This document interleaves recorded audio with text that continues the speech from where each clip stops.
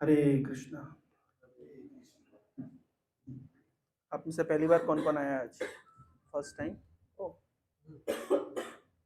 लेकिन जो पहले आते हैं फिर वो बाद में आना बंद कर देते हैं, ये एक बड़ा ही विडम्बना है। अमित, तुम्हारा कौन सा ईयर है? ठीक है, तो पहले हम प्रेयर से शुरू करेंगे। सभी लोग हाथ जोड़िए, मेरे साथ साथ बोलिएगा। ओम अज्ञानतिमिरान्धस्य ज्ञानाञ्जनशलाकया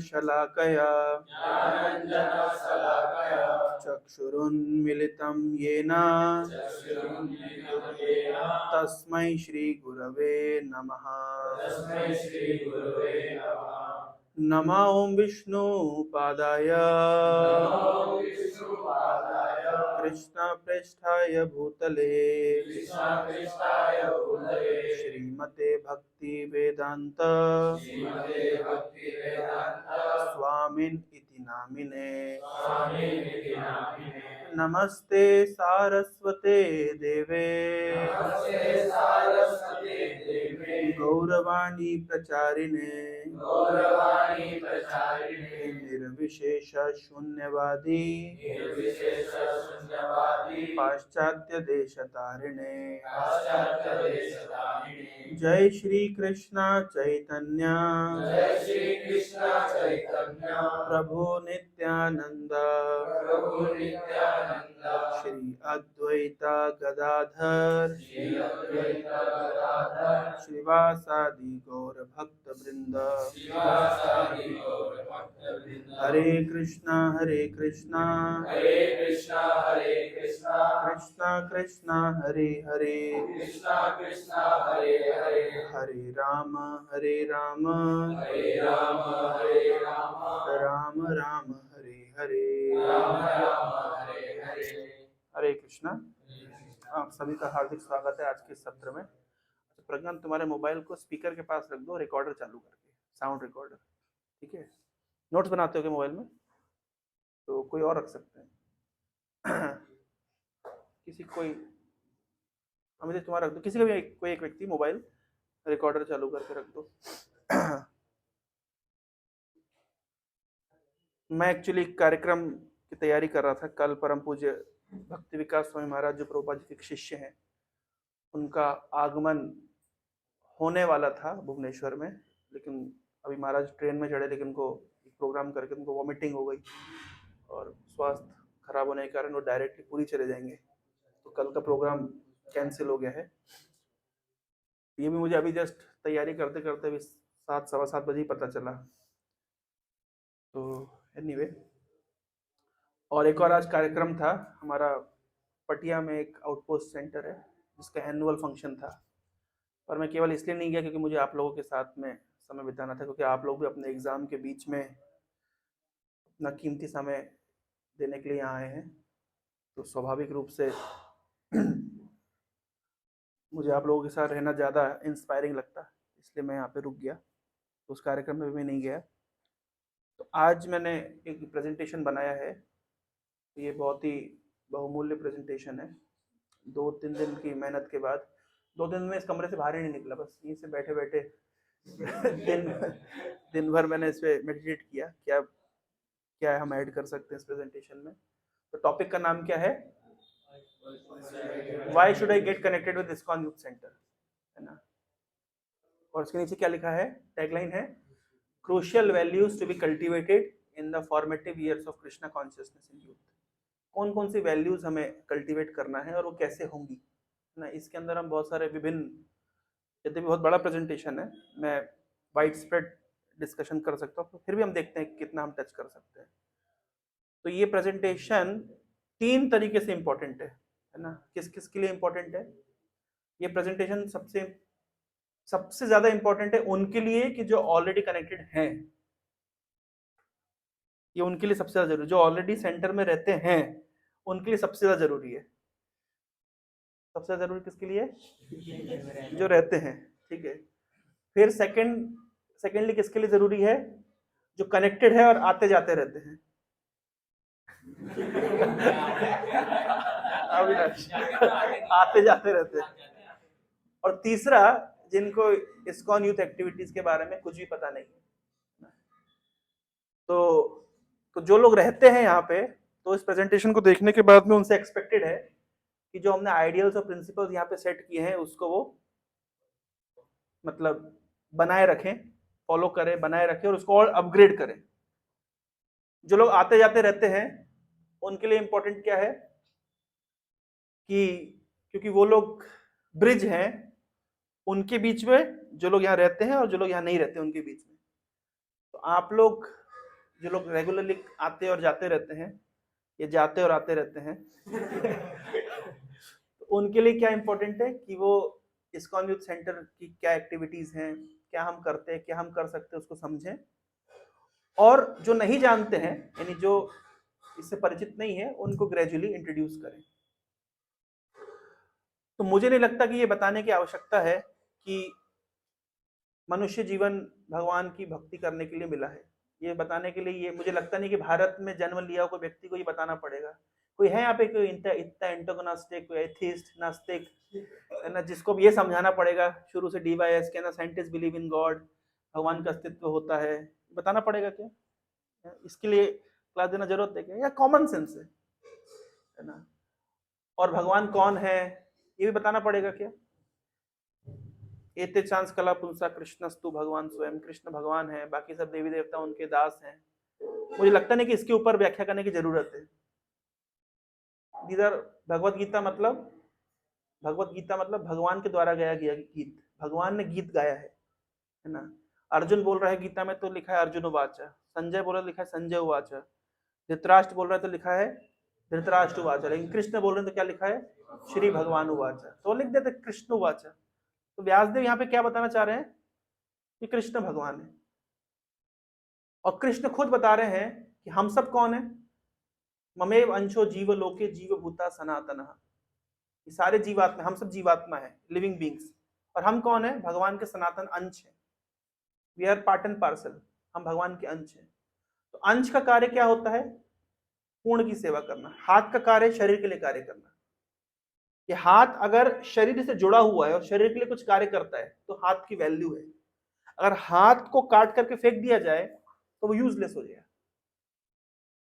तो जिस प्रकार से ये हाथ शरीर का अंश है और हाथ का कार्य है शरीर के लिए कार्य करना, उसी प्रकार से हम भगवान के अंश हैं और हमारी जीवन की सार्थकता है भगवान की सेवा में नियुक्त होना। और भगवान की सेवा में नियुक्त होने को ही भक्ति कहते हैं, जिसको इंग्लिश में प्रभुपाद जी ने टर्म दिया है कृष्णा कॉन्शियसनेस। तो ये भगवत गीता के मूलभूत सिद्धांत हैं। जो लोग काफी समय से जुड़े हुए हैं और जो रेगुलरली आ रहे हैं उनने ये सब सिद्धांत सुने हुए हैं, और जो लोग पहली बार आए हैं मैं उनसे अनुरोध करूंगा कि हमारे कुछ सेशंस होते हैं, डिस्कवर योरसेल्फ सेशंस, जहाँ पे ये बेसिक कॉन्सेप्ट क्लियर किए जाते हैं, है ना। एग्जिस्टेंस ऑफ गॉड का साइंटिफिक प्रूफ दिया जाता है, आत्मा होती है इसके विषय में चर्चा की जाती है, और एक शरीर से आत्मा दूसरे शरीर में कैसे देहांतरण होता है, अगर भगवान एक है तो इतने सारे धर्म क्यों हैं, और वास्तविक सुख और शांति का मार्ग क्या है, समाज में जो इतनी समस्याएं हैं उसका आध्यात्मिक रूप से समाधान कैसे हो सकता है। तो ये सब एक सेमिनार में हम उसको प्रेजेंट करते हैं, जिसको कहते हैं डिस्कवर योरसेल्फ। तो हमारे भक्त लोग लोहित प्रभु, आशुतोष प्रभु, वैभव प्रभु, ये लोग इसके ऊपर सेमिनार्स देते हैं। तो जिनने अटेंड नहीं किया है तो आप लोग उनसे कभी समय लेकर के पर्सनली 1 to 1 उस सेमिनार्स को सीख सकते हैं, पढ़ सकते हैं, ताकि आपकी नॉलेज भी एनहेंस हो जाए और इस तरह एनहेंस होए कि आप भी दूसरे को वो नॉलेज प्रेजेंट कर सके, है ना। तो ये सब बेसिक्स हैं। तो आज हमारा टॉपिक है why should I get connected with ISKCON youth centre. ISKCON youth centre में ऐसा क्या होता है, मेरे लिए क्या है, what is there in it for me, है ना। कोई भी व्यक्ति को सबसे पहले अगर मुझे बताना है कि अगर मुझे आपको कोई प्रोडक्ट बेचना है तो मैं कैसे बेचूंगा, मैं आपको कन्विंस करूंगा कि प्रोडक्ट में आपके लिए क्या है, इस प्रोडक्ट को से आपके जीवन में क्या लाभ होगा। हर व्यक्ति कहीं पे भी जाता है तो कुछ लाभ की आशा से ही जाता है, स्वाभाविक है ना। जैसे मान लीजिए कोई व्यक्ति अगर हॉस्पिटल जाता है तो आप उससे पूछो हॉस्पिटल क्यों आया है, तो घूमने आया हूँ। कोई घूमने नहीं आता है, देयर इज अ पर्पस। कोई पार्क में गया है, कोई हॉस्पिटल में गया है, कोई मॉल में गया है, तो एक पर्पस है, एंटरटेनमेंट के पर्पस से जा सकता है, या हॉस्पिटल में जाता है तो चेकअप के पर्पस से जाता है, कॉलेज जाता है तो एजुकेशन के पर्पस से जाता है, और भी बहुत सारे पर्पस से जाता है। तो जो भी है हर चीज के पीछे एक पर्पस है। तो हम इस्कॉन यूथ सेंटर में क्यों आते हैं, उसका पर्पस क्या है, और ये जो सेंटर है और यहाँ की जो फिलॉसफी है, ये हमारे जीवन में क्या ऐड कर सकती है, क्या वैल्यूज ऐड कर सकती है, तो ये हमें पता होना चाहिए। तो कुल मिला के आज जो मेरा सेमिनार है एक काइंड ऑफ मार्केटिंग सेमिनार है। मैं मार्केटिंग कर रहा हूँ अपने प्रोडक्ट की, अच्छी लगे तो ले लीजिएगा और नहीं अच्छी लगे तो कोई बात नहीं। भाई सेल्समैन का काम क्या होता है, लोग बोलते हैं हम प्रीचिंग नहीं कर सकते, क्यों नहीं करते, कोई रिस्पॉन्स नहीं कर रहा है। देखिए preachers are just like salesman, preachers are just like salesman. अपना प्रोडक्ट आप प्रेजेंट करिए, सामने वाला ले या नहीं ले उसके ऊपर है। We do not force anyone. हर व्यक्ति अपने प्रोडक्ट को मार्केट कर रहा है, हर व्यक्ति अपने प्रोडक्ट का एडवर्टाइजमेंट कर रहा है, सामने वाला लेना चाहे तो ले सकता है, नहीं लेना चाहे तो उसके ऊपर है। हम लोग कोई उस वैरायटी के लोग नहीं कि नहीं लोगे तो जहन्नुम में सड़ोगे, है ना, समझ रहे, इस तरीके से है ना, सिर पकड़ पकड़ कर जब कर कर कर है? इस तरीके से हम जबरदस्ती करने वाले लोग नहीं है, है ना। और विशेष रूप से हम लोग इंटेलेक्चुअल्स हैं, हमने इस प्रोसेस को एक्सेप्ट किया है इंटेलेक्चुअली, है ना, इंटेलिजेंस का इस्तेमाल करके, तो हम भी उसी तरीके से प्रेजेंट करते हैं। डरा धमका के प्रेजेंट नहीं करते कि अगर if you not follow Jesus you will go to hell. विदेशों में कभी कभी आपने देखा होगा इस तरह की वीडियोस होती है कि हमारे भक्त लोग नाम संकीर्तन कर रहे होते हैं और उनके सामने क्रिश्चियन फैनेटिक्स आ जाते हैं, वो ऐसे लेकर के उनके हाथ में क्रॉस ले आते हैं और ऐसे बैनर्स लाते हैं, if you not follow Jesus you will go to hell. वो डराते धमकाते हैं इस तरीके से। तो देखिए उनकी प्रीचिंग हमारी प्रीचिंग में जमीन आसमान का अंतर है। हमारी प्रीचिंग इंटेलेक्चुअल प्लेटफॉर्म पर होती है, फिलोसफिकल होती है, और बहुत ही ज्यादा कहना चाहिए हम स्पेस देते हैं सामने वाले व्यक्ति को सोचने समझने के लिए। लेकिन दूसरी फिलोसफीज में क्या होता है, देर वेरी फेनेटिक्स, वो मतलब डरा करके धमका करके लालच दिखा करके, है ना, अगर क्रिश्चियनिटी में कन्वर्ट हो जाओगे तो तुमको मैं 2 बोरे चावल दूंगा। तो आदमी 2 बोरे चावल के लिए कृष्ण को छोड़ के क्राइस्ट को पकड़ लेता है। एनीवे प्रभुपाद जी लिखते हैं कि Christ is son of Krishna, मतलब Jesus is son of Krishna. Christ word आया है क्रिस्टोस से, प्रभुपाद जी बुक में लिखे हैं, ग्रीक वर्ड क्रिस्टोस, ग्रीक ना Latin word, Greek word Christos, जिसका अर्थ होता है अट्रैक्टिव, और कृष्ण का संस्कृत मीनिंग भी होता है अट्रैक्टिव। तो ultimately Jesus Christ is son of Christ. Son of Christ means who is Christ. भाई नाम क्या लिखते हैं ना, आपका नाम क्या है? शयन, शयन बैनर्जी। तुम्हारे पिताजी का नाम क्या है? दीपक बैनर्जी। तो मिस्टर बैनर्जी का, दीपक बैनर्जी का लड़का हुआ शयन बैनर्जी, है ना। तो क्राइस्ट, मिस्टर क्राइस्ट का लड़का कौन हुआ? Jesus Christ. उनका सरनेम है ना क्राइस्ट। तो क्राइस्ट कौन? All attractive, Shri Krishna. और ये बात खुद जीसस ने बोली है, I M son of God. और कृष्ण कह रहे गीता में पितामस्त जगतम, मैं जगत का पिता हूं। तो वो बोल रहे मैं पिता हूं, वो बोल रहे मैं लड़का हूं, समस्या क्या है? अरे वो बोल रहे मैं बाप हूं, वो बोल रहे मैं लड़का हूं, तो हमारी क्या आपत्ति है? इससे सिंपल क्या हो सकता है?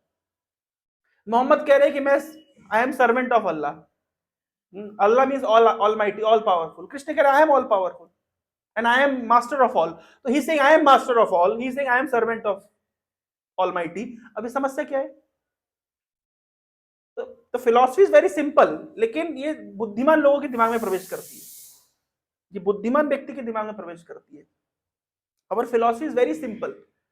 विभिन्न प्रकार की फिलॉसफी चल रही है। सब भागवतम, एक चैतन्य भागवत एक श्लोक में कहा गया है, पृथ्वी ते जत किछु धर्म नाम चले, भागवत कहे तहा परिपूर्ण चले।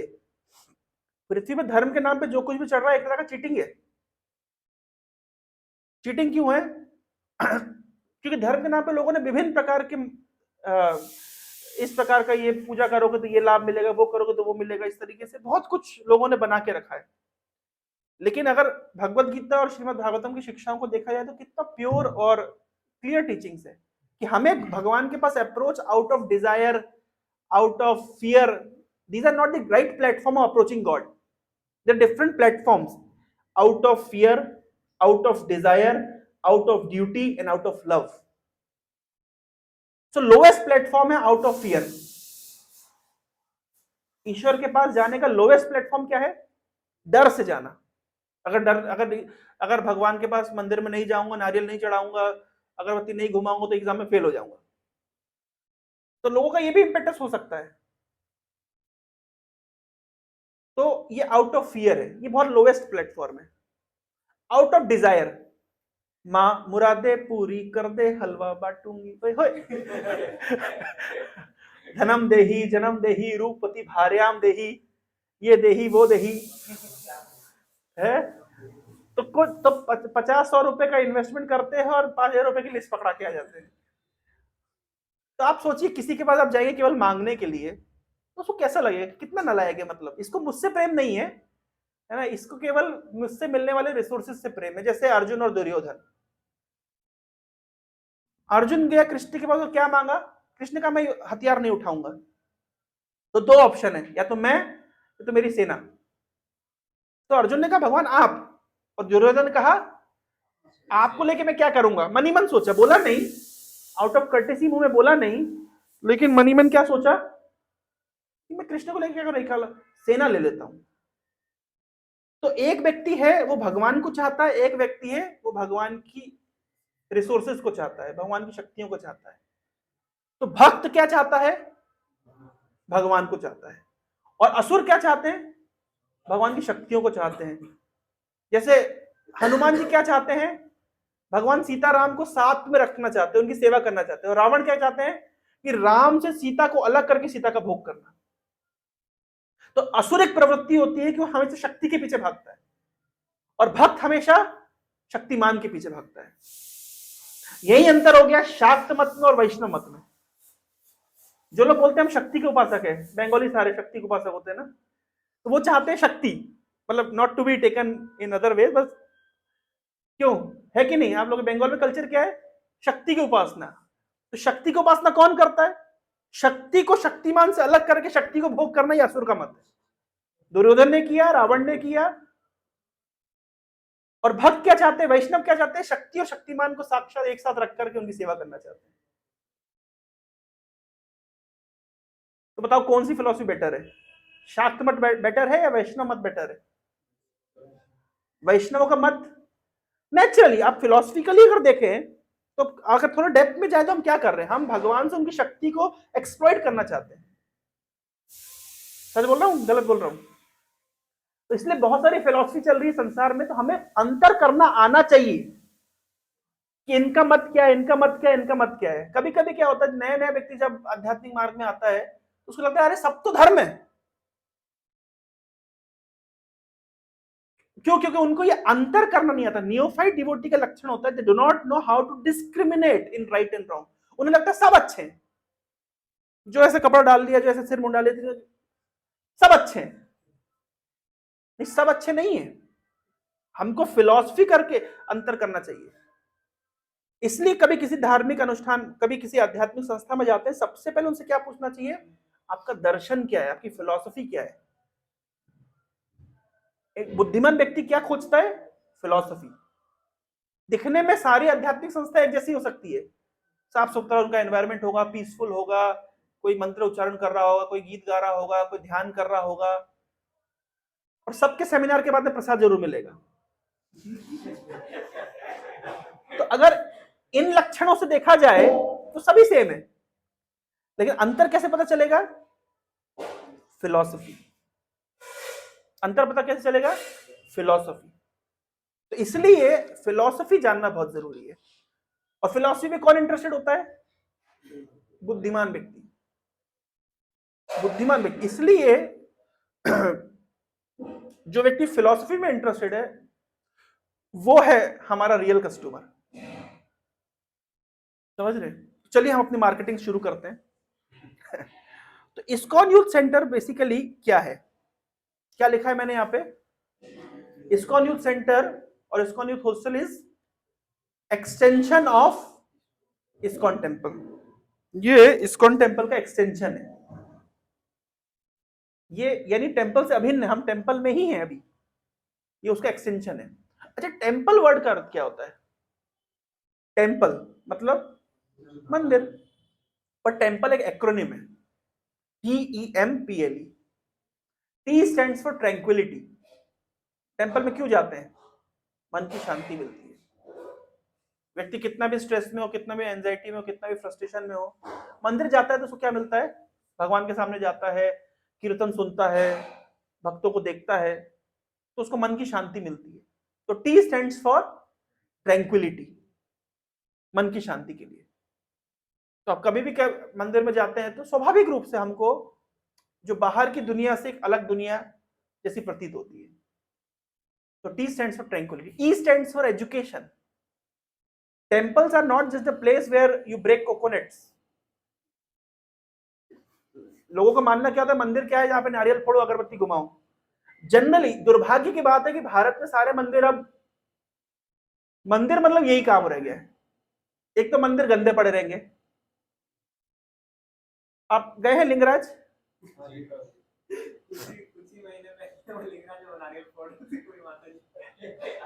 मतलब उनका बस है तो लिंगराज जी के सिर के ऊपर नारियल फोड़ दे। और अगर आप लिंगराज जी के गर्भगृह में जाएं, ये मेरा मतलब इसको बोलने में मुझे शर्म आ रही है, जैसे नाली जैसी होती है ना, गंदी बदबू पड़ी होती है, मतलब वैसी बदबू आती है। और लोग लिंगराज जी बोलते हैं हम लिंगराज की पूजा कर रहे हैं, लेकिन क्या पूजा कर रहे हैं? इतनी गंदगी मचा के रखी हुई है, गंदी बदबू आ रही है, जाले लगे हुए हैं, कहां पे? गर्भगृह के अंदर। और फिर उसके बाद बोलते हैं कि हम लोग बहुत धार्मिक हैं, और फिर इस्कॉन की निंदा करते हैं, इस्कॉन वाले तो विदेशी है। अरे विदेशियों के मंदिर की साफ सफाई कैसे रखते, कम से कम देखो तो सही। इस्कॉन का ऑल्टर देखिए आप लोग गए इस्कॉन? देखा ऑल्टर? भगवान चमकते हैं, मंदिर चमकता है। इतना होने बाद भी व्यक्ति को बुद्धि नहीं है कि डिस्क्रिमिनेट कर पाए। लिंगराज मंदिर अगर नहीं है तो जाके देखिए, मंदिर के अंदर इतनी गंदगी, गर्भगृह के अंदर इतनी गंदगी, बाहर मंदिर में तो छोड़ दीजिए जो गंदगी है इसमें, गर्भगृह में इतनी गंदगी है कि ऐसा लगता है ऐसे पता नहीं तो गटर का पानी आ रहा है। मतलब ये हालत है। क्यों? क्योंकि कोई एजुकेशन नहीं है, आध्यात्मिक एजुकेशन नहीं है। अगर आप बेचारे शिव जी सर्दी के मौसम में जब मन से पानी डाल दोगे उनके ऊपर,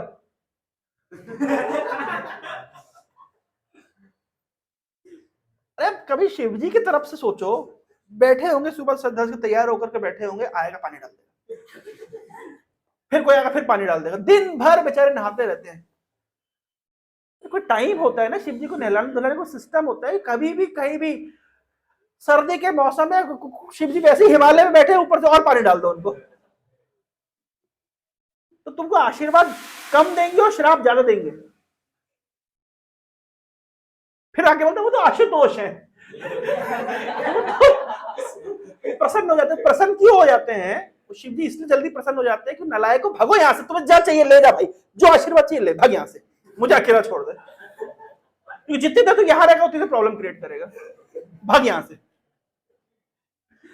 लोगों को एजुकेशन नहीं है, धर्म के नाम पर कुछ भी चल रहा है। But ISKCON temples are not like this. ISKCON means education centres. आज ही मैं हमारे टेम्पल प्रेसिडेंट से डिस्कस कर रहा था, we should have 10 classrooms, 10 youth classes, 10 congregation classes simultaneously going on. एक एजुकेशन, एक यूनिवर्सिटी है ये, जहां हम आध्यात्मिक ज्ञान देते हैं। हम कौन है, भगवान कौन है, भगवान से हमारा संबंध क्या है, मृत्यु के बाद हम कहां जाएंगे, जन्म से पहले हम कहां थे, ये सब विषय के ऊपर चर्चा होनी चाहिए। इसके लिए इस्कॉन में सेमिनार्स हैं। आप लोग देखते ही हम लोग, ये एजुकेशन हो रहा है ना, हम लोग every weekend we are coming together and discussing something valuable. मुझे बताइए कौन सा मंदिर ऐसा कार्य करता है? होता है लिंगराज मंदिर में ऐसा होता है?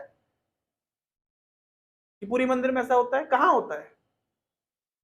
टेम्पल्स को बनाया गया इसलिए कि वहां एजुकेशन दी जाए आध्यात्मिक रूप से, लेकिन क्योंकि आध्यात्मिक एजुकेशन नहीं देती है, जो नहीं दी जाती है, तो यूथ है उसका मन पूरा धर्म से हट गया है। मैं ये बात मुझे बोलनी पड़ रही है। जैसे मान लीजिए कोई भी मंदिर बनता है तो ये उद्देश्य से नहीं बनता है कि वहां एजुकेशन दिया जाएगा, जो बनना चाहिए। और इसका डिसएडवांटेज क्या हो रहा है कि लोगों को धर्म के ऊपर से आस्था खत्म हो रही है, वो साइंस के प्रति ज्यादा उन रुझारू हो रहे हैं और अध्यात्म के प्रति कम रुझारू हो रहे हैं, कन्वर्जन्स हो रहे हैं, लोग 2 बोरे चावल के लिए अपने ईमान को बेच दे रहे हैं। क्यों? क्योंकि प्रॉपर एजुकेशन नहीं है। So ISKCON temples are the places where we get spiritual education. So T stands for tranquility, E stands for education, M stands for medication. ये ना केवल एजुकेशन इंस्टीट्यूट है, ये एक हॉस्पिटल भी है, या मेडिकेशन भी होता है। और किसका मेडिकेशन होता है? हमारे मन का। जैसे हॉस्पिटल में हमारे शरीर का इलाज होता है, टेम्पल्स में हमारे मन का इलाज होता है। हमारे मन के अंदर lust, anger, greed, pride, envy, illusion, विभिन्न प्रकार की गंदगी भरी हुई है। तो उसके इलाज के लिए कहां पे जाए? कौन सा ऐसा इंस्टीट्यूट है, मान लीजिए शैन और आपका नाम है सनत, दोनों एक साथ पढ़ाई करते हैं, दोनों एक कंपनी में बैठे, और शैन का प्लेसमेंट हो गया और सनत का भी प्लेसमेंट हो गया, लेकिन शैन को 1 लाख रुपए ज्यादा पैकेज में मिला है। बहुत अंतर नहीं, केवल 1 लाख रुपए ज्यादा मिला पैकेज में। तो सनत, तुम्हारी हालत क्या होगी? है ना? स्वाभाविक रूप से क्या होगा? हृदय में एनवी आएगी। हम बोलेंगे नहीं, लेकिन वास्तविकता यही है। दूर के किसी व्यक्ति को 1 करोड़ रुपए का भी पैकेज मिला, फर्क नहीं पड़ता। आपके पड़ोसी को नहीं। वो 3 इडियट्स का डायलॉग क्या है? दोस्त अगर फेल हो जाए तो दुख होता है, और दोस्त अगर टॉप कर ले तो ज्यादा दुख होता है कि नहीं? तो स्वाभाविक है। क्यों? क्योंकि हमारे हृदय में ईर्ष्या की भावना है, एनवियसनेस है, लस्ट है, एंगर है। तो ये सब जो माइंड के अंदर के कैंसर से, उसका इलाज कहां पे होगा और कैसे होगा?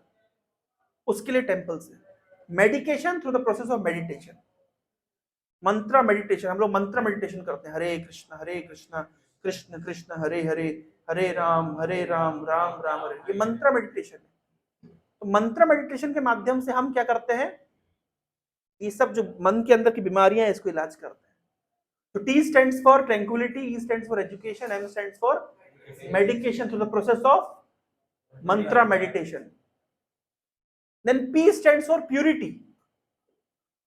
Temple is a place where we learn how to become pure externally and internally. External purity मतलब स्नान करना, चीजों को ऑर्गेनाइज रखना, धुले हुए कपड़े पहनना, फ्रेश होने के बाद स्नान करना, नाक में उंगली डालने के बाद हाथ धोना। ये हम ये बचपन में सीखते हैं, फिर बड़े हो गए कॉलेज में आके सब भूल जाते हैं। लेकिन ये सब एटिकेट्स है, एक सामान्य व्यवहार है। तो ये सब सीखना चाहिए। कहाँ सीखेंगे? कौन सिखाएगा? आजकल कौन सिखा रहा है? आजकल पेरेंट्स भी नहीं सिखाते हैं, और आप लोग की जनरेशन जब पेरेंट्स बनेगी तो और बिल्कुल नहीं सिखाएगी, क्योंकि उनका भी कोई टच नहीं रह गया। तो हम कहाँ सीखेंगे standards of purity, cleanliness? Temple is a place. तो external cleanliness, external purity and internal purity, दोनों ही सीखना जरूरी है। इंटरनल प्यूरिटी मतलब having good thoughts, positive thoughts, constructive thoughts, encouraging thoughts, दूसरे के प्रति कैसे हम मित्रवत सौहार्द रखें। किसी ने कुछ हमको बोल दिया, किसी ने हमारे साथ कुछ कर दिया, कैसे उसको टॉलरेट करें, कैसे प्रोवोकिंग सिचुएशंस को टॉलरेट करें, कैसे ह्यूमिलिटी को डेवलप करें, इसकी ट्रेनिंग नहीं चाहिए हमें? आज हम देखते हैं कि रिलेशनशिप लंबा नहीं चलती, क्योंकि टॉलरेंस नहीं है।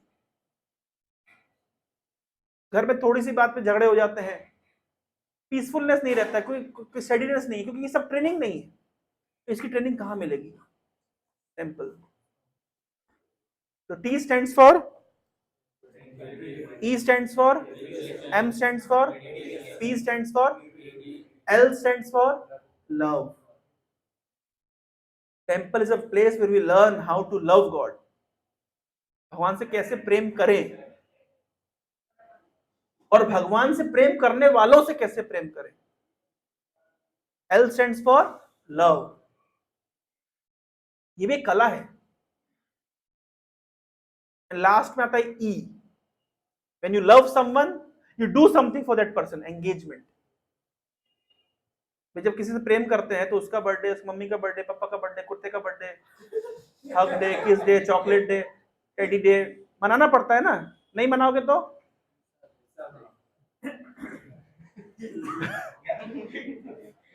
करना पड़ता है। When you love someone, you just cannot say I love you, but I cannot do anything for you. Love means you have to do something practically. You have to practically do something for that person. So temple is a place where we get this opportunity how to love God and how to engage ourselves in Lord's service. So ये है temple का function. T stands for tranquility, E stands for, M stands for, P stands for, L stands for, E stands for engagement. So this is the purpose of temple. Unfortunately there is, or fortunately there is only one temple, one set of temples which is doing this, ISKCON temples. And not only in Bhubaneswar, all over the world we are teaching all these values. And our youth centers are the extension of that ISKCON temple. तो जो ISKCON temple में मिलने वाला है वो सब कुछ आपको यहाँ पे मिलता है। यहाँ पे मन की शांति मिलती है, एजुकेशन मिलता है, मेडिकेशन होता है, मेडिटेशन होता है, प्यूरिटी सीखते हैं, भगवान से प्रेम करना सीखते हैं और अपने आप को भगवान की सेवा में अलग अलग माध्यम से हम एंगेज करते हैं। जैसे आप लोग क्लास अरेंज करते हैं, इनवाइट करते हैं फ्रेंड्स को, कुकिंग होती है, प्रसाद सर्विंग करते हैं, सब क्या है, अलग अलग प्रकार की डीटी वर्शिप करते हैं, फ्लावर्स ऑफर करते हैं, लैंप ऑफर करते हैं, सब क्या है, उनके लिए सिंगिंग करते हैं, उनके लिए कुकिंग करते हैं, अलग अलग क्लीनिंग करते हैं, उनके लिए ट्यूबलाइट बदलते हैं, नहीं भी बदलते हैं। तो ये सब क्या है, these are different ways by which we engage ourselves in Lord's service. So this is the purpose of ISKCON temples and ISKCON youth centers. ठीक है। अभी जब बात आती है एक wholesome package, तो wholesome package includes physical fitness, mental alertness, economic soundness, intellectual satisfaction and spiritual steadiness. ये पांचों का समावेश, 5 उंगली, ये मुट्ठी सक्सेस की मुट्ठी है, सफलता की मुट्ठी है। तो हम लोग इन 5 फैक्टर्स के ऊपर काम करते हैं। Being in ISKCON youth centre means what? अच्छा प्रसाद लेते हैं, कुछ लोग पुशअप्स भी करते हैं, नहीं करते, करना छोड़ दिए, तो यही समस्या है। मैं नहीं कर पाया तो मैं आपसे रिक्वेस्ट करता हूँ आप लोग कर लीजिए भाई। कुछ लोग जिम भी जाते हैं, जाना भी चाहिए, physical fitness is very important. सुबह उठ जाते हैं तो ऑटोमेटिकली ब्रह्म मुहूर्त में जब हम लोग उठ जाते हैं तो फिजिकली भी फिट रहते हैं, मेंटली भी अलर्ट रहते हैं, मेंटल अलर्टनेस। इकोनॉमिक साउंडनेस के लिए एजुकेशन हम ले ही रहे हैं ताकि आगे जाके इकोनॉमिकली हम सही प्लेटफॉर्म पर रहें। इंटेलेक्चुअल सेटिस्फैक्शन, हम लोग कुछ भी यहाँ ब्लाइंड फॉलोइंग नहीं कर रहे हैं ना, we are not following these principles blindly, we are giving intellectual food to our intellect। जो चीज है उसके पीछे लॉजिक है, उसके पीछे रीजनिंग है। हम अगरबत्ती क्यों घुमाते हैं उसके पीछे कारण है, शंख क्यों बजाते हैं उसके पीछे कारण है, भगवान को ऑफर ओबेसेंस ऑफर क्यों करते हैं उसके पीछे कारण है, गीता क्यों पढ़ते उसके पीछे कारण है, भागवतम क्यों पढ़ते उसके पीछे कारण है, भगवान को ऑफरिंग करके भोगा हम क्यों स्वीकार करते प्रसाद के रूप में। Everything have an intellectual understanding. And lastly, we have our spiritual steadiness. We try to maintain our spiritual steadiness. We have spiritual practices, regulated spiritual practices. तो ये 5 का समावेश हमको मिलता है ISKCON यूथ सेंटर। टॉपिक का नाम क्या है? तो आई एम आंसरिंग, टॉपिक मत भूलिएगा। अब ये है, it's an ideal place for students. ये श्लोक सुना है आप लोगों ने? मेरे साथ साथ बोलिए, काक चेष्टा बको ध्यानम श्वान निद्रा तथैव च अल्पाहारी, गृह त्यागी, विद्यार्थी, पंच लक्षणम। विद्यार्थी के 5 लक्षण है। क्या क्या सुना है श्लोक बचपन में? अर्थ पता है इसका? पहली बार सुन रहे हैं? ये चाणक्य ने बताया है कि विद्यार्थी के 5 लक्षण है। विद्यार्थी को ये 5 चीजें करनी चाहिए अगर उसको विद्या अर्जित करनी है तो। एक जगह पे कहा गया, नीतिकार ने कहा है कि विद्यार्थिनो कुतो सुखम सुखार्थिनो कुतो विद्या। मतलब विद्यार्थिनो कुतो सुखम, जिसको विद्या प्राप्त करनी है, जो विद्या अर्थी है, विद्या को प्राप्त करने का इच्छुक है। क्या हो गया? कोई अगर व्यक्ति विद्या को कोई अगर विद्या को अर्जित करने का इच्छा रखता है तो कोई भी विद्या हो सकती है, चाहे वो भौतिक विद्या हो सकती है और चाहे वो आध्यात्मिक विद्या हो सकती है। लेकिन जो व्यक्ति विद्या को अर्जित करना चाहता है, विद्यार्थिनो कुतो सुखम, जो व्यक्ति विद्या को अर्जित करना चाहता है उसके लिए सुख कहां है? और सुखार्थिनो कुतो विद्या, और जो सुख कामना रखता है फिर उसके लिए विद्या नहीं है। यानी अगर विद्या प्राप्त करनी तो क्या करना पड़ेगा? सुख का त्याग करना पड़ेगा। सोना सुख है, मोबाइल गेम खेलना सुख है, अलग अलग प्रकार के सुख हैं, तो सुखों का त्याग करना पड़ेगा। है अभी आएगा क्या क्या करना पड़ेगा? काक चेष्टा, कौवा, तो जानते हैं आप लोग कौवे ने क्या किया था? इस फेमस स्टोरी है। भगवान ने कौवे को बहुत इंटेलिजेंट बनाया है। कौवा बहुत इंटेलिजेंट होता है।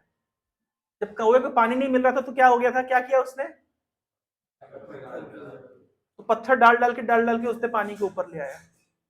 इस तरीके से इसको कहते हैं काक चेष्टा। तो बड़ा अच्छा यहाँ पे लिखा हुआ है कि यहाँ पे नीचे लाइन में लिखा है, काक चेष्टा refer to the patience, hard work and efforts of the crew. काक चेष्टा मतलब patience, hard work and efforts of the crew. If we have to work on our life and truly bring what is within outside, जो अंदर है उसको अगर बाहर लाना चाहते हैं, हमारे रियल पोटेंशियल को, so we have to go through the same painful sharpening of kakcheshta, hard work. And don't say the only place where success comes before work is dictionary.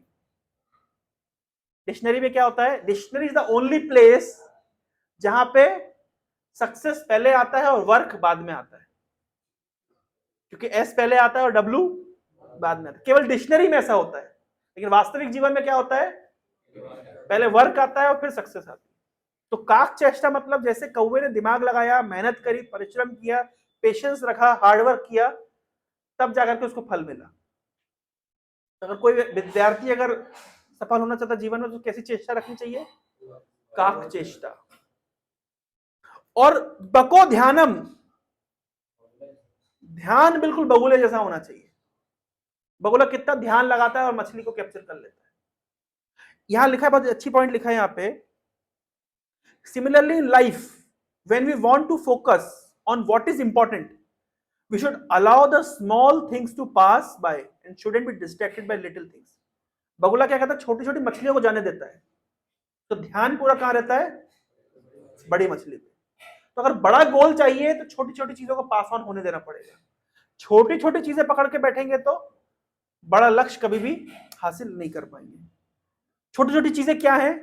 Sometimes there may be some interpersonal issues, conflicts, health crisis, financial crisis, ये तो आती जाती रहती है। इन पे ध्यान देंगे तो लाइफ में जो बड़ी चीजें हैं उनको हम मिस कर देंगे। So many things keep on happening in life and let the small things pass by and focus on what is important. इससे हम किससे सीखते हैं? बगुले से। काक चेष्टा, बको ध्यानम और स्वान निद्रा। सोना कैसे चाहिए?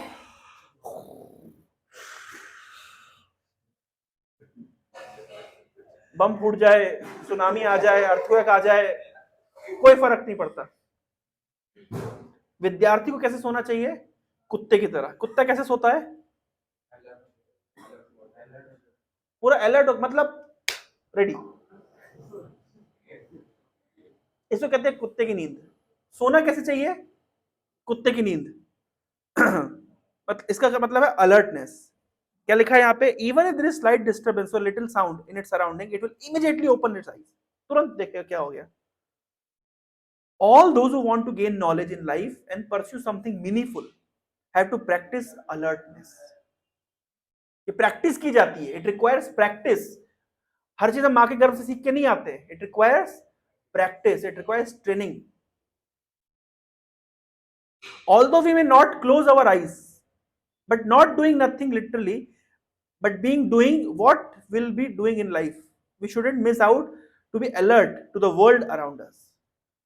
व्यक्ति कुछ भी कर रहा है लेकिन वो पूरी दुनिया से वाकिफ है, क्या चल रहा है उसको पता है। अलर्टनेस केवल सोने के ऊपर नहीं है, सोना भी एक लिटरली मीनिंग है कि स्वान निद्रा ही सोना चाहिए व्यक्ति को, और साथ साथ उसको अपने सराउंडिंग के प्रति अलर्ट होना चाहिए। दुनिया में क्या चल रहा है उसको खबर होनी चाहिए, अलर्ट होना चाहिए क्लास में। एक्चुअली ऐसा कहा जाता है things are not taught, things are caught. मतलब हर चीज बोल करके सिखाई जाए, ये हर चीज आपको किसी ने बताया फिर आप सीख रहे हो, ये बुद्धिमान व्यक्ति का लक्षण नहीं है। बुद्धिमान व्यक्ति कैसे सीखता है? सराउंडिंग से सीखता है, ऑब्जर्वेशन से सीखता है। तो we should not learn just by when things are taught to us, rather we should learn to taught and caught। taught मतलब सिखाया गया, caught मतलब कैप्चर कर लिया आपने। तो बेसिकली मैक्सिमम चीजें हमें कैसे सीखनी चाहिए? कॉट। जैसे मान लीजिए एक कोई स्टूडेंट है जो अच्छा है पढ़ाई में, तो वो आपको बताएगा कि देखो ऐसे पढ़ते ऐसे पढ़ते ऐसे पढ़ते, तो आप ज्यादा नहीं सीख पाओगे। आप उसको ऑब्जर्व करोगे, इसकी दिनचर्या कैसी, कैसे करता है। जो लोग अच्छा मृदंग बजाते हैं, जो करताल बजाते हैं, जो हारमोनियम बजाते हैं, हर चीज उनको ऐसा नहीं कि उनको बोल बोल के सिखाई जाती है, वो तुरंत देख करके सीख जाते हैं। कुकिंग ऐसा नहीं कि केवल बोल बोल के ऐसा करो सिखाई, नहीं सीख पाते हैं। जो अच्छा ऑब्जर्वेशन रखता है वो सीख जाता है। पब्लिक स्पीकिंग ये ऑब्जर्वेशन से सीखी जाती है। आप अच्छे पब्लिक स्पीकर को जस्ट ऑब्जर्व करते हैं, आप सीख जाते हैं। सो ऑब्जर्वेशन इज वेरी इंपॉर्टेंट। कम बुद्धि के लोग जो होते हैं उनको हर चीज बोलनी पड़ती है, बोलो करो करो करो, फिर वो करेंगे, थोड़ी देर करेंगे, फिर अपना गुफा में, फिर उनको निकाल के बाहर, फिर करेंगे, फिर अपनी गुफा में घुस जाएंगे। तो इस तरह का व्यक्ति ज्यादा सीख नहीं पाता। ज्यादा कौन सीख पाता है? जो अलर्ट है, जो चीजों को ग्रास्प कर लेता है। तो हर चीज बोल करके नहीं सिखाई जाती है, हर चीज कैसे, मैक्सिमम चीजें कैसे सीखनी चाहिए? एंटीना ये रखा हुआ हम लोगों ने, एंटीना सब यहां से कैच कर लेते हैं। लोगों ने ये क्यों रखा है? ये एंटीना है कैच करने के लिए।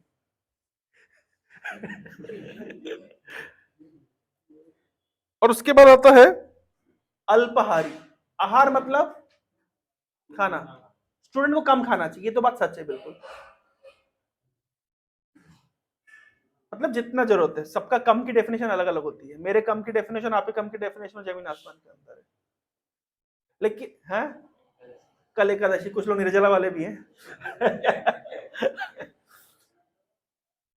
तो अल्पाहार मीन्स विद्यार्थी और one seeking knowledge should consume less.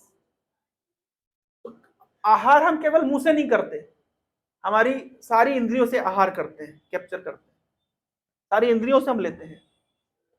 तो हमें पता होना चाहिए क्या लेना है और कितना लेना है और क्या छोड़ना है।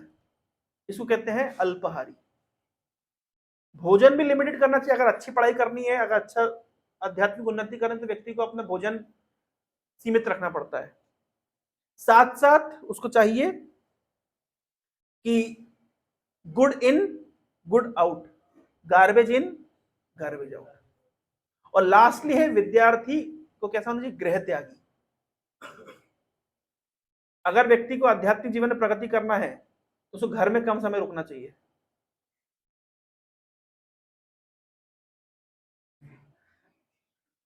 घर में कम समय रुकना चाहिए। अच्छी पढ़ाई करनी है और अगर आध्यात्मिक जीवन में उन्नति करना, दोनों ही चीज। क्योंकि घर में क्या होता है? Comfort zone naturally. ये सबके ऊपर लागू होता है। जितना कम समय घर पे रुकेंगे उतना अच्छा है, आध्यात्मिक जीवन के लिए भी और एकेडमिक जीवन के लिए भी। छुट्टी हुई घर, फेस्टिवल आया घर। हम उससे अच्छा रिकमेंड करते हैं, अगर जैसी छुट्टी मिले क्या करना चाहिए? 2-3 दिन की छुट्टी मिली है, क्या करें? मायापुर चलो, पुरी चलो, मंदिर आ जाओ, वृंदावन चलो। लंबी छुट्टी तो वृंदावन चलो, छोटी छुट्टी है तो मंदिर आ जाओ, 2-3 दिन रुको मंदिर में, भक्तों के साथ संग करो, मौनी प्रोग्राम करो, सेवा करो। तो बहुत कुछ constructive, we have constructive things. लेकिन जैसी छुट्टी लगती बच्चे क्या करते हैं? घर। अभी किसी दोस्त को पकड़ के लेके आ रहे थे, कहाँ चला? एग्जाम खत्म, घर। ये बहुत डेंजरस है। यहां तक कि भक्ति ठाकुर ने एक गीत में कहा है, एक गीत आप लोग को सुनाते हैं, बड़ा सुंदर गीत है। आप लोग को हंसी आएगी।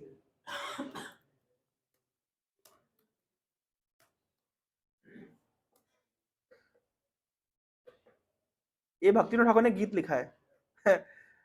बड़ा सुंदर गीत है, मेरे साथ साथ गाइएगा। यदि ते हरिपाद सरोज सुधा,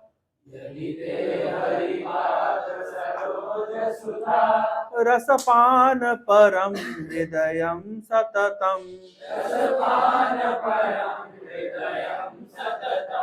परिरिक्त गृहं कलिभावमयम्, भज गोद्रुम कानन कुंज विधुम।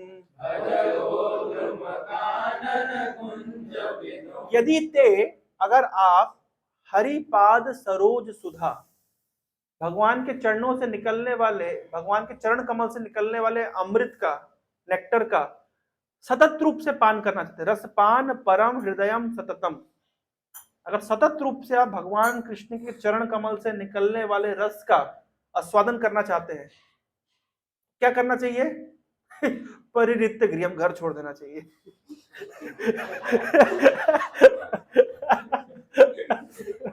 परिरिक्त गृहम,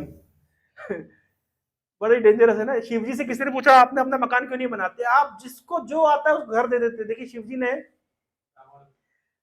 शिवजी देखिए खुद का घर कभी नहीं बनाते, कभी 2 BHK 3 BHK फ्लैट कभी नहीं बनाया उन्होंने अपना, हमेशा पेड़ के नीचे रहते हैं। तो पार्वती माता ने उनको रिक्वेस्ट किया कि देखिए आप जो आता है आप उसको घर देते हैं, बंगला देते हैं, गाड़ी देते हैं, मकान सब कुछ दे देते हैं, अपने तो कभी हमको बनाना चाहिए। तो शिवजी ने बाध्य होकर के कहा कि चलो ठीक है, अब पार्वती इतना फोर्स कर रही है तो क्या करना चाहिए? बना लेना चाहिए। तो अपना घर बनाया उन्होंने, घर बनाया, फिर उनके बाद घर के बाद इनॉग्रेशन के लिए ब्राह्मणों को बुलाया, सारे ब्राह्मण आए तो सबको दान दिया खूब सारा। लास्ट ब्राह्मण आया, बोले आपको क्या दान चाहिए? बोले काम वही लंका ही हमको दे दो।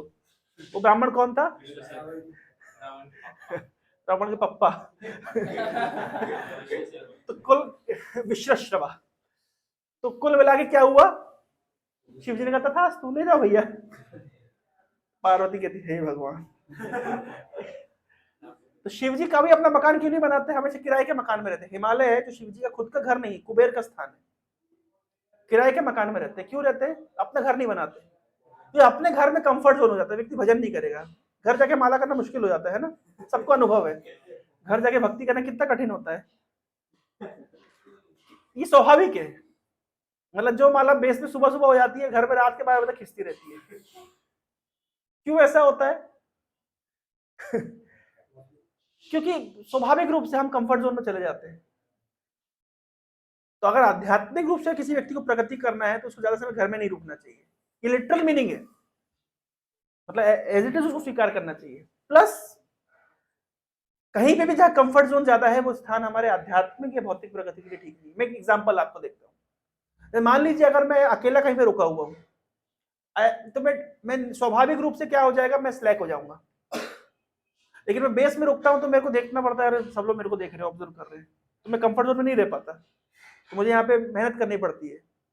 स्वाभाविक है, ये नेचुरल है। हमेशा हमें देखना चाहिए कि कहाँ पे हमारा कंफर्ट जोन क्लैश हो रहा है, वहां पे रुकना चाहिए, उससे हम ज्यादा प्रोडक्टिव होते हैं। ऑफिस में और वर्क फ्रॉम होम में ज्यादा प्रोडक्टिविटी कहाँ होती है? ऑफिस में। क्यों? बॉस है, एनवायरनमेंट है, उस चीज के लिए सुटेबल है। तो विद्यार्थी के लिए क्या बताया गया है कि विद्यार्थी को चाहिए कि अपने कंफर्ट जोन से बाहर निकले। तो ये चीजें व्यक्ति के लिए, चाहे उसको विद्या अर्जित करनी हो, चाहे भौतिक विद्या हो, चाहे आध्यात्मिक विद्या हो, सभी के लिए ये पैरेलल लागू होता है। मतलब ये इसमें निर्विवाद, मतलब कोई इसमें डाउट नहीं है, सबके लिए लागू होता है। Somebody wants to progress either in their spiritual life or in their academics, they have to follow these principles. काक चेष्टा बको ध्यानम स्वानिद्रा तथैव च अल्पहारी गृह त्यागी विद्यार्थी पंच लक्षण। ये विद्यार्थी के 5 लक्षण है। अब आप देखिए, इस तरीके मैंने 2 स्लाइड्स दिखा रहा हूं आप लोगों को। दोनों स्लाइड्स में एक अंतर आपको मिलेगा। यहां पे लिखा है क्वालिटीज ऑफ गुड स्टूडेंट। क्या क्या लिखा है? Self discipline, diligent, punctual, team player, honest, responsible, confident, goal planning, perseverance, believe in yourself, yearn to learn, proactive approach। अच्छा है, लिखा गया है इस तरीके से। इधर क्या लिखा है?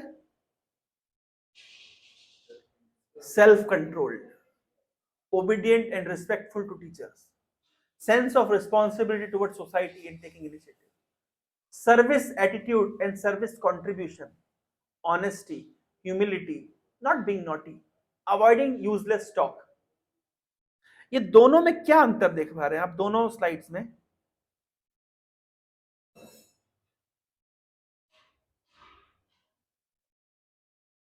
ये दोनों स्टूडेंट्स की क्वालिटी मैंने देखा है दोनों स्लाइड्स में। क्या अंतर देख पा रहे हैं आप लोग?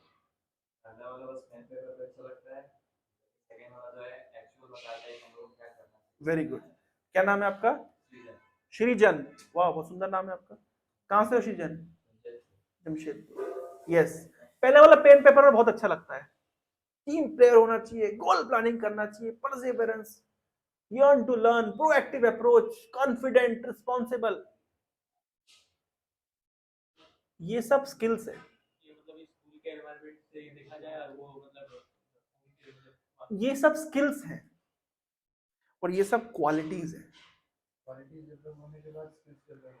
पहले ज्यादा जरूरी क्या है? क्वालिटीज। जनरली बाहर की दुनिया फोकस करते है किसके ऊपर? स्किल्स के ऊपर। बाहर की दुनिया का फोकस किसके ऊपर होता है? स्किल्स के ऊपर। लेकिन यहां पे हम किस चीज पे फोकस करते हैं? क्वालिटीज। बहुत अंतर है स्किल्स और क्वालिटीज। जैसे मान लीजिए आपको सफल होना है, सफल होने के लिए कुछ स्किल्स लगती है, कुछ क्वालिटीज लगती है। आपको सफलता मिल गई, उस सफलता को आप बनाए रखें, उसके लिए आपको क्या लगेगा? जैसे मान लीजिए आपके पास में एक पात्र है और पात्र में मैंने अमृत दिया है, तो अमृत उस पात्र में बना रहे तो जरूरी है कि पात्र में छेद नहीं होने चाहिए। भाई उसमें पड़ा रहे मतलब छेद नहीं होना चाहिए। तो कोई व्यक्ति बहुत प्रयास करके सफल हो गया, लेकिन अगर उसके पास ये क्वालिटीज लैक कर रही तो वो सफलता को ज्यादा ज्यादा होल्ड नहीं कर पाएगा। कभी कभी लोग होता है कि थोड़ी थोड़ी सफलताओं में दे गेट कैरिड अवे, थोड़ी थोड़ी सक्सेस में, छोटी छोटी सक्सेस में दे गेट कैरिड अवे। जैसे बहुत सारे हम फिल्म स्टार्स देखते हैं, क्रिकेट स्टार्स देखते हैं, हर फील्ड में हम देखते हैं थोड़ी सफलता मिली और they get so much illusioned by little success कि वो हायर गोल्स को भूल जाते हैं। विनोद कांबले और सचिन तेंदुलकर, इनमें ही अंतर था। Both of them were at same platform at certain point. दोनों एक प्लेटफॉर्म पर थे, दोनों अच्छा खेलते थे, दोनों का नाम था, दोनों अपने क्रिकेट कैरियर में आगे बढ़ रहे थे। एक व्यक्ति ने अपने सक्सेस को कंट्रोल नहीं, मतलब सक्सेस को टॉलरेट नहीं कर पाया। सक्सेस को भी टॉलरेट किया जाता है, जैसे फेलियर को टॉलरेट करना सीखना चाहिए, सक्सेस को टॉलरेट करना भी सीखना चाहिए। एक व्यक्ति सक्सेस टॉलरेट नहीं कर पाया, थोड़ी थोड़ी सक्सेस मिली तो शराब में, नशे में, लड़कियों में करके धीरे से अल्टीमेटली अपने कैरियर को रियून कर लिया। और दूसरे ने क्या किया? छोटी मोटी सक्सेस से कैरियर अवे नहीं हुआ उसने, क्योंकि उसके पास, उनने उससे वर्कआउट किया किसके ऊपर? क्वालिटीज के ऊपर। ये जो यहां लिखा गया है, ये देखिए, अभी आप पूछिए, किसी से पूछिए सक्सेसफुल स्टूडेंट, कभी कोई नहीं बोलेगा obedient and respectful to teachers. ये तो हमारे डिक्शनरी से बहुत पहले गायब हो गया है। नहीं, क्लासरूम में कोई रिस्पेक्ट करता है, ये फीलिंग ही नहीं रह गई, ना टीचर के अंदर टीचर की भावना है, ना स्टूडेंट के अंदर स्टूडेंट की भावना है। ये बहुत इंपॉर्टेंट क्वालिटी है, being respectful and obedient to teachers. पहले जमाने में जब कोई व्यक्ति स्कूल जाता था या कॉलेज जाता था, तो पहले वो किताबों को प्रणाम करता था, टीचर्स को प्रणाम करता था, एक रिस्पेक्टफुल एटीट्यूड होता था। उस रिस्पेक्टफुल एटीट्यूड के कारण वो एक सर्टेन अमाउंट ऑफ ब्लेसिंग्स, जैसे लास्ट टाइम डिस्कस कर रहे थे, ब्लेसिंग्स हैव पावर। बहुत सारे कॉन्सेप्ट्स हम ऐसे नहीं सीख पाते हैं जो केवल ब्लेसिंग से सीख जाते हैं,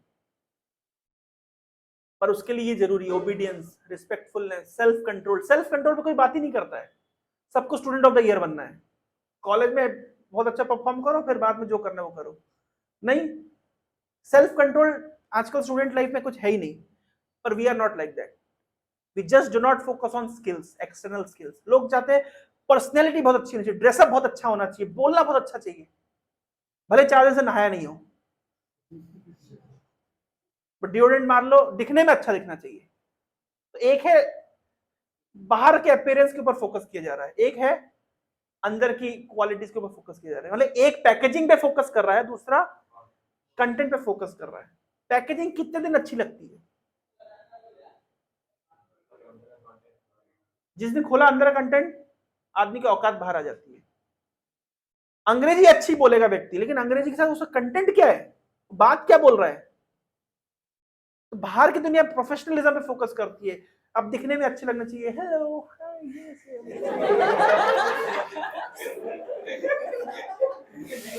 सिंपली फोकस ऑन प्रेजेंटेशन, मतलब दिखने में अच्छा होना चाहिए, बातचीत अच्छा करना चाहिए, कूल लगना चाहिए, लेकिन वो व्यक्ति खुद अंदर से बाहर लिख रहा है कॉन्फिडेंट कॉन्फिडेंट। व्यक्ति तब तक कॉन्फिडेंट नहीं होता जब उसके अंदर की स्ट्रेंथ नहीं डेवलप हुई है। इनर स्ट्रेंथ्स के ऊपर लोग काम नहीं करना चाहते हैं, केवल अपनी इनर कमियों को बाहर की सो कॉल्ड मॉडर्निटी के द्वारा ढकना चाहते हैं, छुपाना चाहते हैं। मान लीजिए कमरा में गंदगी है, तो भाई दो तरीके हैं कि गंदगी को एक कमरे में करते रहो, दरवाजा बंद कर दो, कमरा साफ है। और दूसरा तरीका है दरवाजा खोल के सारा चीज बाहर निकालो, पूरा उसको बाहर करो। तो एक दोनों केस में पहले बार में तो आपको फर्स्ट इंप्रेशन एक जैसा दिखेगा, लेकिन थोड़ी देर आप कमरे में देखो बदबू आ रही, कहां से बदबू आ रही है, तो दरवाजा खोल के देखो, अच्छा तो वहां रखा हुआ है। तो लोग क्या चाहते हैं, दिखने में सब कुछ अच्छा होना चाहिए, लेकिन गंदगी को साफ करना नहीं चाहते हैं। लेकिन we do not train like that. Our expectation is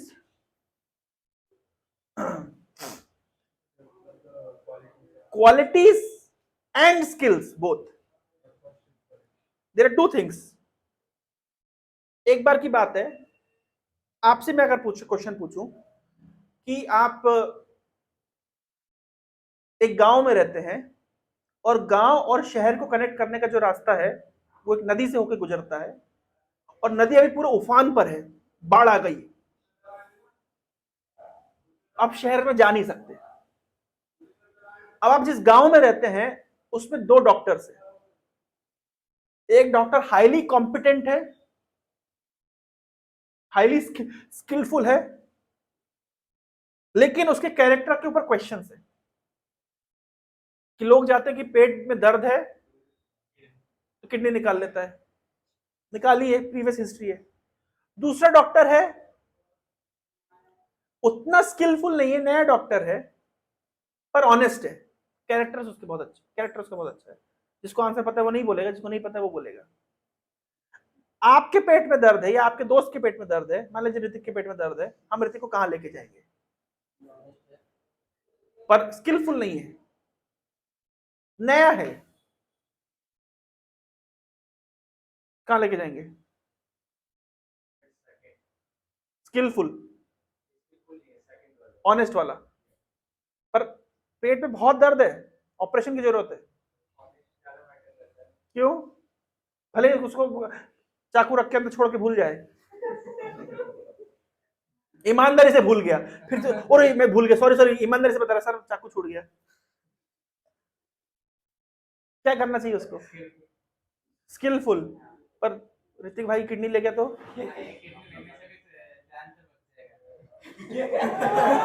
ऐसा दोस्त हुआ ऋतिक, सावधान, ऐसा अगर दोस्त हुआ तो किडनी बिकवा देगा। क्या करना चाहिए? कैरेक्टर। क्या करना चाहिए? सब गलत आंसर है।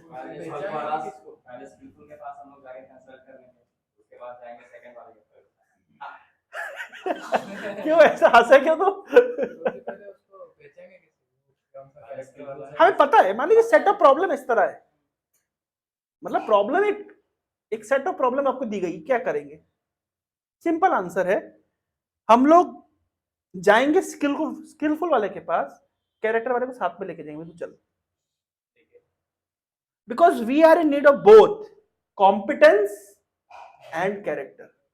ये देखिए, जड़ें मजबूत होनी चाहिए, ये कैरेक्टर से होती है, और फल भी अच्छा होना चाहिए, मीठा होना चाहिए, वो कॉम्पिटेंस है, स्किल्स है। कुछ लोग केवल कैरेक्टर पे फोकस कर करके बोर करते हैं, अरे कैरेक्टर अच्छा रखो, पैसा तो अपने आप आएगा। तो कहां से आएगा भाई? क्यों झूठ बोल रहे हो? आज संसार में अगर आप स्किलफुल नहीं है तो कोई पूछेगा नहीं आपसे, और विशेष रूप से आपकी आईटी सेक्टर। आईटी सेक्टर का ग्रोथ क्या है मैं आपको बता दूं, क्या ग्रोथ है।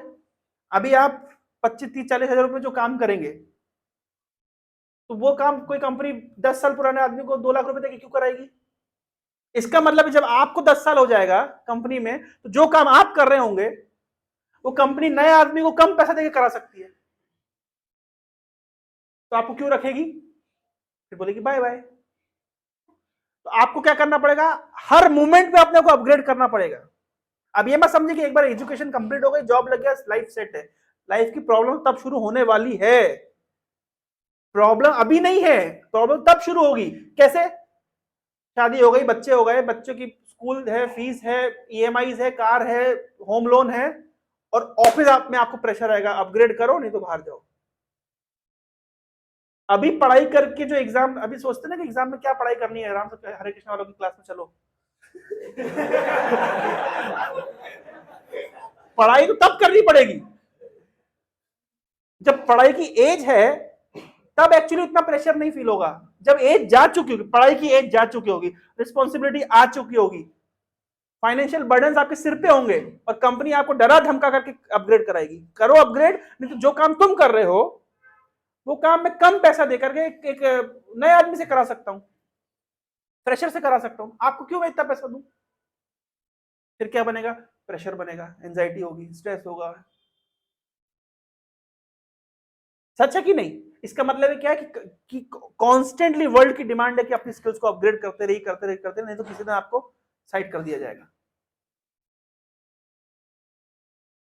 तो इसलिए हम ये नहीं बोल सकते कैरेक्टर बहुत अच्छा होना चाहिए, ईमानदार होना चाहिए, ऐसा वैसा होना चाहिए, स्किल्स तो ठीक है, नहीं, पैरेलली दोनों की जरूरत है।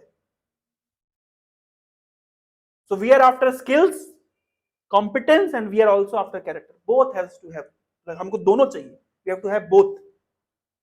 सही बोल रहा हूँ गलत बोल रहा हूँ? प्रैक्टिकल है कि नहीं है? हो रहा है कि नहीं हो रहा है? आईटी सेक्टर में ये है, हर सेक्टर में है, पर आईटी सेक्टर में ज्यादा। जैसे डॉक्टरी में, मेडिकल में जितना पुराना होगा उतना उसकी वैल्यू बढ़ेगी। इंजीनियरिंग में जितना पुराना होगा, आर्किटेक्चर जितना पुराना होगा उसकी वैल्यू बढ़ेगी। परंतु आईटी सेक्टर मतलब टेक शूद्रास, क्या बोलते उसको? टेक, टेकी मतलब टेक लेबर। वो लेबर वर्ड नहीं बोलते, उसको टेकी बोलते हैं, सुनने में टेकी लगता है, पर है क्या वो प्रैक्टिकली? लेबर। जैसे सामान्य लेबर होता है, तो टेक लेबर तो है, तो वो लेबर ही, पर ताकि लेबर बोलने में आपको मतलब ऑफेंडेड फील होता है, तो क्या बोलते हैं? इज अ टेकी। पर रियलिटी क्या है? आप लेबर है, लेबर बनने की तैयारी कर रहे हैं। और ये एक ऐसी फील्ड है जिसमें ज्यादा, क्योंकि देखिए this field requires creativity, this field, अभी आप आईटी सेक्टर में इट रिक्वायर्स क्रिएटिविटी। एज के बाद क्या होता है? क्रिएटिविटी बढ़ती घटती है? घटती है। अभी आप जितने पैशनेट हैं उस समय उतना पैशनेट नहीं रहेंगे, अभी आप जितने आइडियाज से भरे हुए हैं उस समय नहीं रहेंगे, लेकिन उसी समय उसकी डिमांड होगी। क्यों? क्योंकि कम पैसे में फ्रेशर से काम करेंगे, आपको क्यों रखेंगे? टेक फील्ड इसलिए बहुत डेंजरस है। हमारे पास हमारी फील्ड में किसी को इधर आना है तो स्वागत है।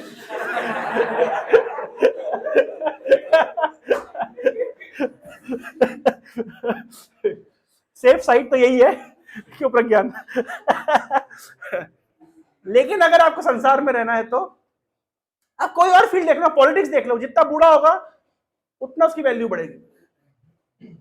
पुराने आदमी की वैल्यू रहती है हर फील्ड में, केवल ये एक ऐसी फील्ड है जहां पे नए आदमी की वैल्यू रहती है। पुराना वो व्यक्ति बर्डन है, और कंपनी हमेशा सोचेगी किस तरीके से आपको हटाया जाए।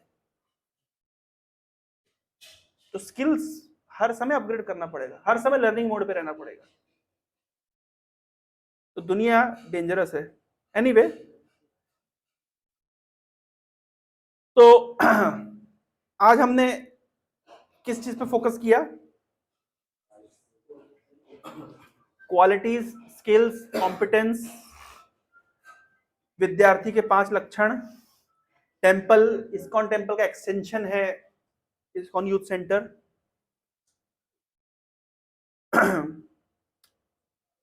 लास्ट सेशन, लास्ट पॉइंट हम डिस्कस करते हैं। बहुत लंबा प्रेजेंटेशन है मेरा, लेकिन मैं ग्रेजुअली इसको दूंगा, तो एक दिन में ओवरडोज हो जाएगा। नहीं, सक्सेस फॉर्मूला, एक सिंपल एक सक्सेस फॉर्मूला आप लोग के सामने मैं प्रस्तुत कर रहा हूं। A for aspire to do good and you will end up becoming great. महान बनने के लिए प्रयास मत करिए। जिसने भी महान बनने का प्रयास किया वो महान नहीं बना। मैं 2 एग्जांपल लेता हूं पॉलिटिक्स से। जैसे नितिन गडकरी, मैं उसके पॉडकास्ट में सुन रहा था, आप लोगों ने भी सुना होगा। बोले मैं क्या काम करता था, बोले मेरी हैंडराइटिंग अच्छी नहीं थी, तो मैं वो बीजेपी जिंदाबाद, वाजपेयी जी जिंदाबाद, आडवाणी जी जिंदाबाद तो लिख नहीं सकता था। तो मैं क्या करता था, गडकरी बता रहे हैं, मैं केवल दीवारों के ऊपर, काली दीवारों के ऊपर सफेद चूना पोतता था और लिखता कोई और था।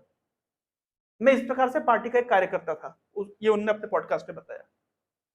और मैंने कभी इस तरीके से एक्सपेक्ट नहीं किया था कि मैं मिनिस्टर बनूंगा, लेकिन पार्टी ने मुझे चांस दिया। ये ही वाज मतलब telling from his experience.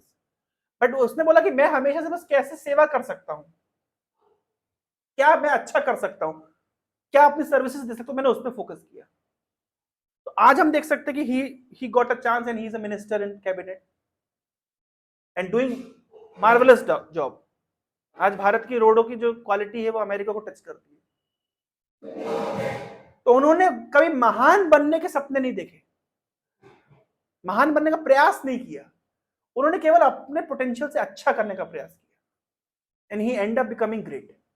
APJ Abdul Kalam, ऐसा नहीं कि मैं महान बनूंगा, मैं राष्ट्रपति बनूंगा, मैं, उनके मन में कभी नहीं है, जो मेरे पास कैलिबर है, पोटेंशियल है, उससे मैं अच्छा करने का प्रयास करूंगा। But they and up becoming great. हमारे प्राइम मिनिस्टर इसका प्रत्यक्ष उदाहरण है। उन्होंने कभी महान बनने के लिए कार्य नहीं किया, उन्होंने क्या कार्य किया, और जो महान बनना चाहता है बेचारे को चांस नहीं मिलता है। जो महान बनना चाहता है उसको कभी महान बनने के लिए चांस नहीं मिलता। जो अच्छा करना चाहता है, समय उसको महान बना देता है। तो अगर महान व्यक्ति बनना है आपको, तो अच्छा करने पे फोकस करिए, समय आपको सही स्थिति पे ले जाएगा।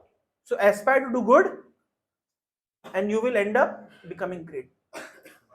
Second, B stands for big और small have potential to stand strong. Big और स्मॉल, हर व्यक्ति के पास अपने कैलिबर से, किसी के पास ज्यादा है, कम है, हर व्यक्ति का यूनिक कैलिबर है। अपने कैलिबर को पहचानिए, पहचानना चाहिए। खुद नहीं पहचान रहे पाते हैं तो दोस्तों से पूछना चाहिए, मेंटर से पूछना चाहिए। बहुत सारे तरीके हैं पहचानने के, उसको पहचानिए और उसको अप्रिशिएट करिए। प्रॉब्लम आती है जब हम अपने आप को अप्रिशिएट नहीं करते। लाइफ की प्रॉब्लम तब शुरू होती है when we do not appreciate ourselves. Rather हम सी करते, कंपेयर करते हैं अनहेल्दी मैनर में। We tend to compare ourselves with others, but हमारी प्रॉब्लम्स का सेट अलग है, उनका अलग है। हमारी पोटेंशियल्स अलग है, उनके अलग है। हमारे कैलिबर्स अलग है, उनके अलग है। हमारे इंक्लिनेशंस अलग है, उनके अलग है। हर व्यक्ति यूनिक है। अपनी यूनिकनेस को हम नहीं पहचानते, ये हमारा सबसे बड़ा धोखा है हमारे खुद के साथ हम जो करते हैं। एल्बर्ट आइंस्टीन ने कहा कि अगर आप एक ही एग्जाम लोगे, बंदर के लिए भी, मछली के लिए भी, कुत्ते के लिए भी, बिल्ली के लिए भी, और एग्जाम है कि पेड़ पे कैसे चढ़ा जाए, तो फर्स्ट कौन आएगा?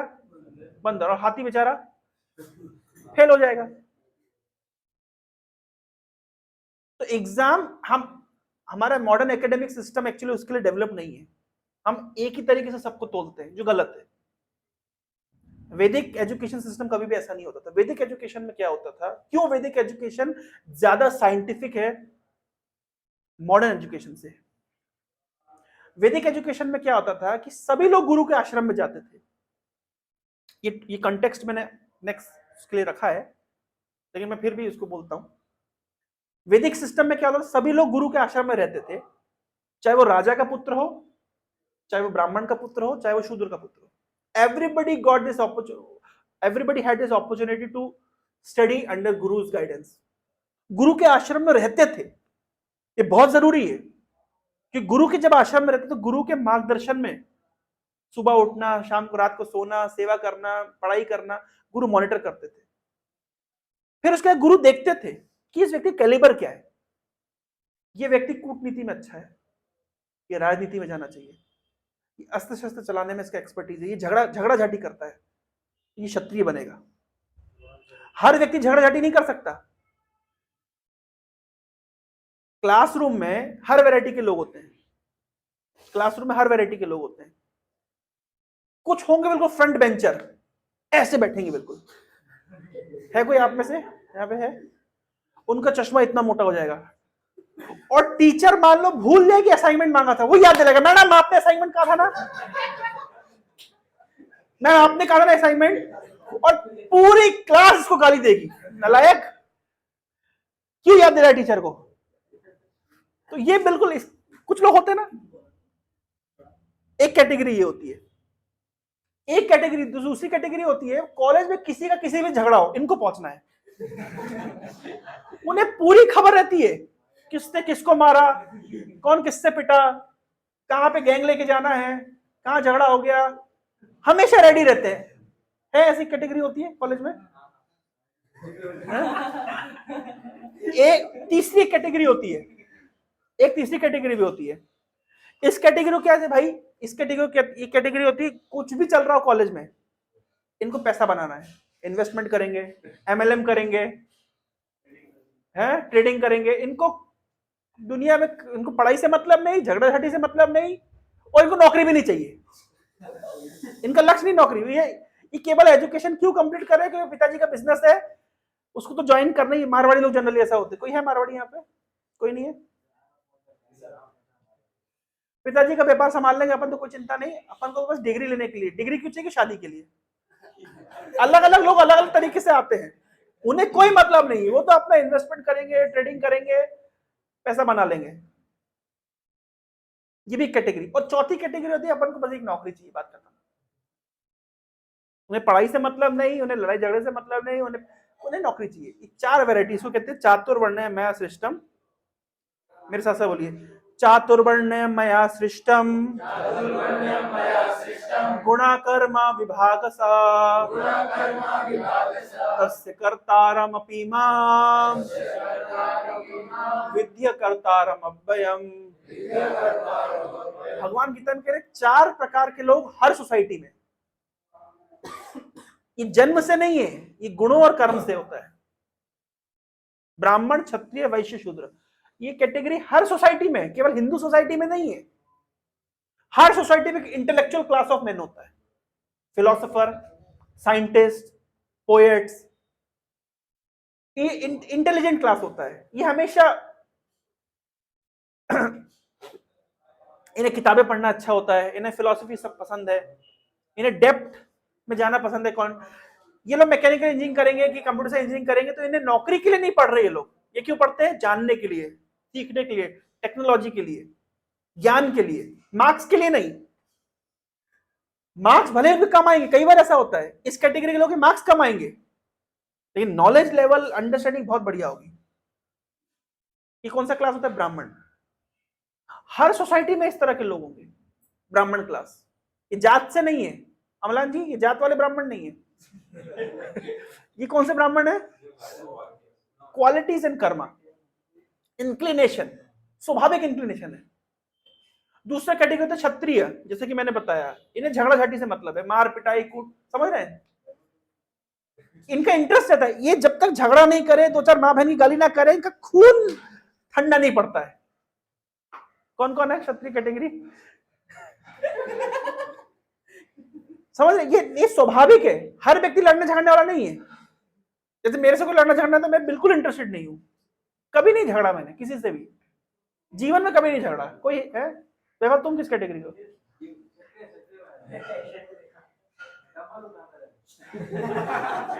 डंबल उठाएगा व्यक्ति, झगड़ा झाटी में इंटरेस्ट नहीं है। तो कुछ लोग को झगड़ा नहीं किया, लड़ाई झगड़ा नहीं हुआ तो मजा नहीं आता, खाना डाइजेस्ट नहीं होता है, वो है उनका नेचर। दूसरा लक्षण होता है, क्षत्रिय का और लक्षण होता है कंट्रोल, पावर, अथॉरिटी, लीडरशिप। ये सब लिखा हुआ है शास्त्र में, मैं दिखाता हूं आप लोगों को, मेरे साथ सब बोलिए। शमोदमस्तपा शौचम शांतिर आर्जवम एव च ज्ञानम विज्ञानम आस्तिक्यम ब्रह्म कर्म स्वभावजम। तो ये कैटेगरी होती है शमो, पीसफुल, दमा, self control, austerity, purity, tolerance, honesty, knowledge, wisdom and religiousness. ये ब्राह्मण के गुण है, ब्राह्मणिकल है, शांत रहते हैं, कोई ज्यादा पंगे नहीं पालते, अपना पढ़ते हैं, नॉवेल्स पढ़ते हैं, फिक्शंस पढ़ते हैं, नॉन फिक्शन पढ़ते हैं, शास्त्र पढ़ते हैं, अलग अलग कैटेगरी में बायोग्राफीज पढ़ते हैं, पढ़ना लिखना पसंद है, इंटेलेक्चुअल बातें करेंगे, फालतू बोगस बातें नहीं करेंगे, समय बचाएंगे नहीं। ये नेचुरल है, ये जात से नहीं है, ये व्यक्ति का स्वभाव है, गुण है। कुछ होते हैं शौर्यम तेजो धृतिर्दाक्ष्यम युद्धे चा अपलायनम दानम ईश्वर भावश्च शास्त्रम कर्म स्वभावजम। ये है शौर्य, हीरोइज्म, कुछ कर दिखाएंगे, कुछ कर गुजरेंगे। होता है ये फीलिंग, मतलब कुछ कर गुजरना है, पावर, डिटर्मिनेशन, रिसोर्सफुलनेस। जुगाड़ू होते हैं, जुगाड़ू मतलब कोई इवेंट कराना है, कुछ इवेंट मैनेजमेंट में एक्सपर्ट होते हैं, सबको टाट टाट टाट टाट टाट, रिसोर्सफुल। एंड युद्धे चा पलायनम, लड़ाई झगड़े कभी पीछे नहीं हटेंगे, मरने मारने में उतारू हो जाएंगे, पीछे नहीं हटेंगे। मतलब इनके लिए हड्डी पसली टूटना इनको फर्क नहीं पड़ता। ब्राह्मण व्यक्ति मान अपमान झेल जाएगा, जिसका ब्राह्मणिकल स्वभाव है वो मान अपमान झेल लेगा, पर फिजिकल कष्ट नहीं झेल पाएगा। जैसे फेमस स्टोरी है कर्ण की। कर्ण गया परशुराम के पास और परशुराम को झूठ बोला। क्या झूठ बोला? कि मैं ब्राह्मण हूं। और परशुराम ने केवल प्रतिज्ञा ली थी, मैं केवल ब्राह्मण को ही शिक्षा दूंगा। पर कर्ण की इच्छा थी कि मेरे को परशुराम से शिक्षा लेनी है। तब कर्ण ने क्या किया? झूठ बोल करके परशुराम से एजुकेशन ले। तो एक बार परशुराम जी कर्ण की गोद पे सिर रख करके सो गए, और उस समय एक कोई बहुत बड़ा कीड़ा या कोई स्कॉर्पियो कर्ण को काट रहा था। तो कर्ण ने उस दर्द को सहन किया और कर्ण के पूरा मांस निकल गया और पूरा खून आने लगा। जब खून परशुराम की बॉडी से टच हो गया तब परशुराम जाग गए, ये क्या है? तो परशुराम ने देखा कि कर्ण ने इतना दर्द सहन कर लिया। तब परशुराम क्या कहते हैं? कर्ण, तुम ब्राह्मण नहीं हो सकते, क्योंकि ब्राह्मण मान अपमान सहन कर लेगा लेकिन शारीरिक कष्ट को स्वीकार नहीं कर पाता। समझ रहे? शारीरिक कष्ट ब्राह्मण स्वीकार नहीं कर पाता, जबकि जो क्षत्रिय होता है वो शारीरिक कष्ट स्वीकार कर लेगा, पर जरा सा उसको अपमान कर दीजिए आप।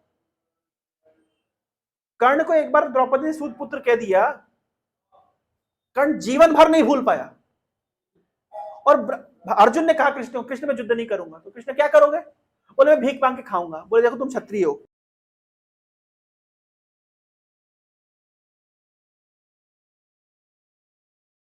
वहां रिकॉर्डिंग चल रही है ना?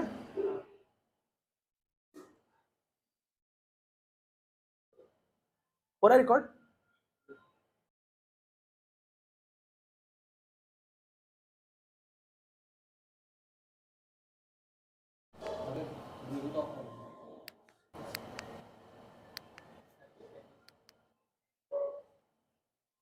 कितने मिनट पे रुका है?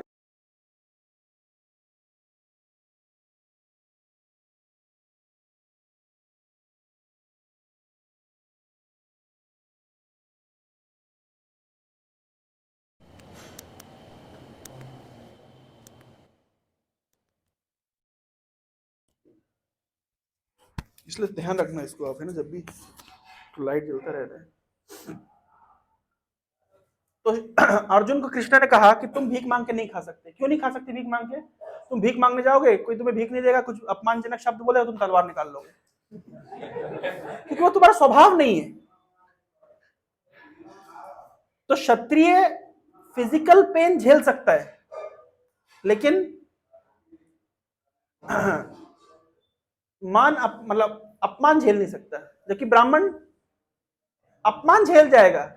सर कौन बोल दिया तो क्या फर्क पड़ता, छोड़ो ना, अपन काम से काम रखो अपने, क्यों क्यों पछड़ों में पढ़ो। तो ब्राह्मण पछड़ों में पढ़ना नहीं चाहता, क्षत्रिय पछड़े खोजता है कहां पढ़ने के लिए, नेचुरल है ये। तो हर सोसाइटी में इस तरह के लोग मिलते हैं। और तीसरा होता है ये वैश्य, कृषि गोरक्षा वाणिज्यम वैश्य कर्म स्वभावजम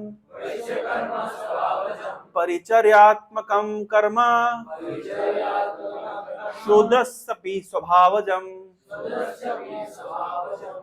कृषि गोरक्षा वाणिज्य, वाणिज्य मतलब बिजनेस फार्मिंग एग्रीकल्चर इंडस्ट्रियलाइजेशन, है ना, ये सब किसके काम है? वैश्य, बिजनेस क्लास। पैसा छापना आता है इनको, मतलब उनके कुछ लोग के अंदर कैलिबर होता है, पैसा छाप लेते हैं, ये नेचुरल है। और शूद्र जो होता है जिसके अंदर ये सारे गुण नहीं होते, उनका एक गुण होता है कि वो जैसे बिजनेस में और जॉब में क्या अंतर है? बिजनेस और जॉब में अंतर है कि जो बिजनेस क्लास माइंडेड होगा वो किसी के अंडर में काम करना नहीं चाहेगा, बोले मैं भले ही अपनी चाय की टपरी खोल लूंगा लेकिन खुद का पैसा कमाऊंगा, मुझे किसी को रिपोर्ट नहीं करना। और जो जॉब क्लास माइंडसेट क्या होता है, बोले अपने को क्या है, इन्वेस्टमेंट करना, क्यों अपने को रिस्क लेना है, नौकरी करो जो है ठीक है, कितना आएगा उससे संतुष्ट रहो। होता है कभी कभी कुछ लोग आप देखते हैं उनके पास वो जॉब में संतुष्ट है, कभी भी वो रिस्क लेकर बिजनेस नहीं करना चाहेंगे। कभी कभी हम लोग अपने पेरेंट्स से बोलते हैं कि आप मान लीजिए कोई जॉब क्लास पेरेंट्स है, जो पेरेंट्स जॉब करते हैं और बच्चे चाहते हैं बिजनेस करो, वो पेरेंट्स को रिक्वेस्ट करते हैं पिताजी मैं बिजनेस करना चाहता हूँ, तो वो नहीं नहीं क्या रिस्क लेना, क्यों है, अच्छा आराम से नौकरी करो। तो इसका मतलब क्या कि पेरेंट्स सर्विस क्लास है, उनका इंक्लिनेशन सर्विस में है, लड़का वैश्य बनना चाहता है और पिताजी करने नहीं देते, फिर पिताजी बोलते ठीक कुछ दिन करो, फिर झगड़ करके रिस्क लेकर के लोन लेकर करता है वो, स्वाभाविक है, स्वभाव है। तो यद्यपि पिता का स्वभाव वैश्य की तरह है, पुत्र का स्वभाव, ये पिता का स्वभाव शूद्र की तरह है, वैश्य का पुत्र का स्वभाव वैश्य की तरह है, एक ही परिवार में हो सकता है। जो मैं बता रहा था कि पहले के एजुकेशन सिस्टम में क्या होता था कि व्यक्ति गुरु के आश्रम में जाता था और सभी लोग जाते थे और गुरु स्टडी करता था कि इस व्यक्ति का इंक्लिनेशन कैसा है, नेचर कैसा है, ये वैश्य वृत्ति वाला है कि शूद्र वृत्ति वाला है कि क्षत्रिय वृत्ति वाला है कि ब्राह्मणिकल है। अगर ब्राह्मणिकल होता था उसको शास्त्र पढ़ने में आगे बढ़ाया जाता था, जो एडमिनिस्ट्रेटिव टाइप का तो उसको युद्ध करने में और उसको कूटनीति में राजनीति में ट्रेंड किया जाता था, जो वैश्य वृत्ति का होता था उसको बिजनेस के हिसाब से सिखाया जाता था, जो शूद्र वृत्ति का उसको अलग अलग स्किल सिखाई जाती थी।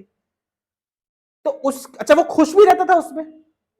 अब मान लीजिए कोई ब्राह्मणिकल है, कविताएं लिखना चाहता है, फिलॉसफी पढ़ना चाहता है, तो उसको लगा दिया जॉब करो।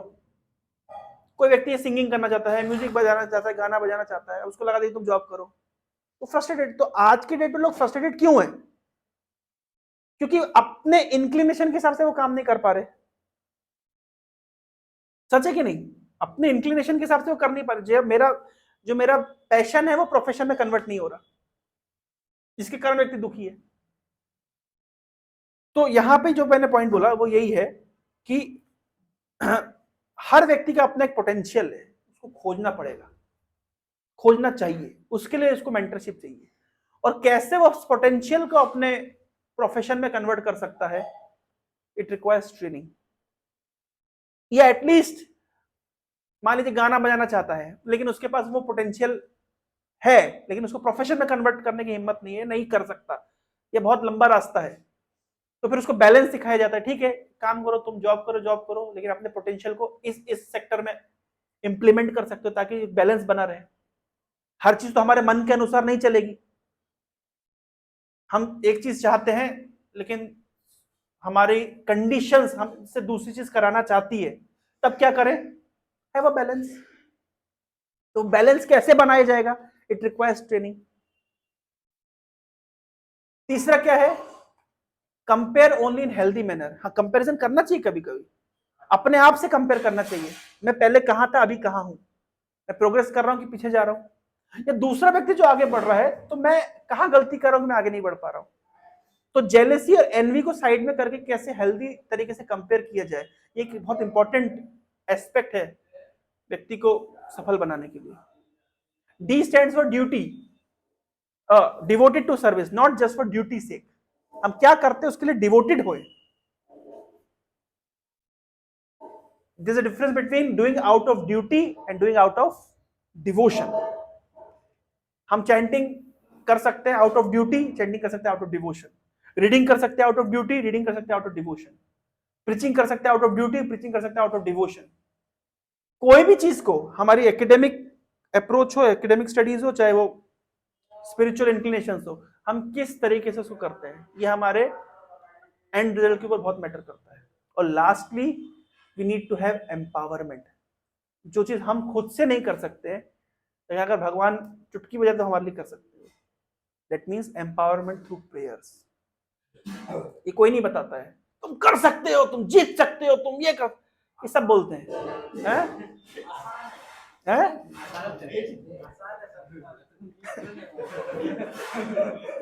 We need empowerment. हमें एम्पावरमेंट चाहिए। हर चीज हम अपने प्रयास से नहीं कर सकते, तो we need empowerment through prayers. कैसे हम कृष्ण से वो एम्पावरमेंट ले सकते हैं? दुनिया में जितने लोगों ने महान कार्य किया है, मत समझिए केवल अपने बल पे किया है। सब चीज आपने कर ली, जैसे कि मैंने लास्ट टाइम भी बता रहा था, आप बीज डाल सकते हैं, पेड़ डाल सकते हैं, लेकिन पेड़ में फल आएगा कि नहीं आएगा आपके हाथ में नहीं। आप पढ़ाई कर सकते हैं, आप एग्जाम दे सकते हैं, लेकिन एग्जाम्स का रिजल्ट आपके फेवर में आएगा कि नहीं, आपको आपके हाथ में। दैव पंचम लक्षणम। तो हम कैसे अपने आप को एम्पावर करें? हमारी बहुत सारी हैबिट्स है, बहुत सारे टेंडेंसीज है जिससे हम मुक्त होना चाहते हैं, हो नहीं पाते हैं। हमारी स्किल्स वहां काम नहीं करेगी, केवल एम्पावरमेंट चाहिए हमें।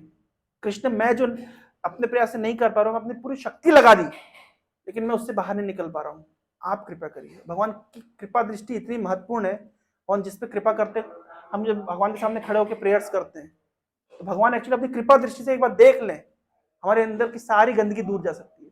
हम जिन जिन चीजों से स्ट्रगल कर रहे हैं, लाइफ लॉन्ग स्ट्रगल चल रहा है, वो एक मोमेंट में दूर जा सकता है, अगर किसी साधु की या भगवान की दृष्टि हमारे ऊपर पड़ जाए तो। इट रिक्वायर्स एम्पावरमेंट, मतलब वी नीड एम्पावरमेंट। हजारों ऐसे एग्जाम्पल देखते हैं, व्यक्ति अपने इंक्लिनेशन से बाहर नहीं निकल पाता, अपनी कंडीशनिंग से बाहर नहीं निकल पाता, अपने सोचने के पैटर्न से बाहर नहीं निकल पाता, अपनी एक हैबिट से बंधा हुआ रहता है, अपने आप में वो बंध जाता है, और अपने प्रयास से वो नहीं निकल सकता।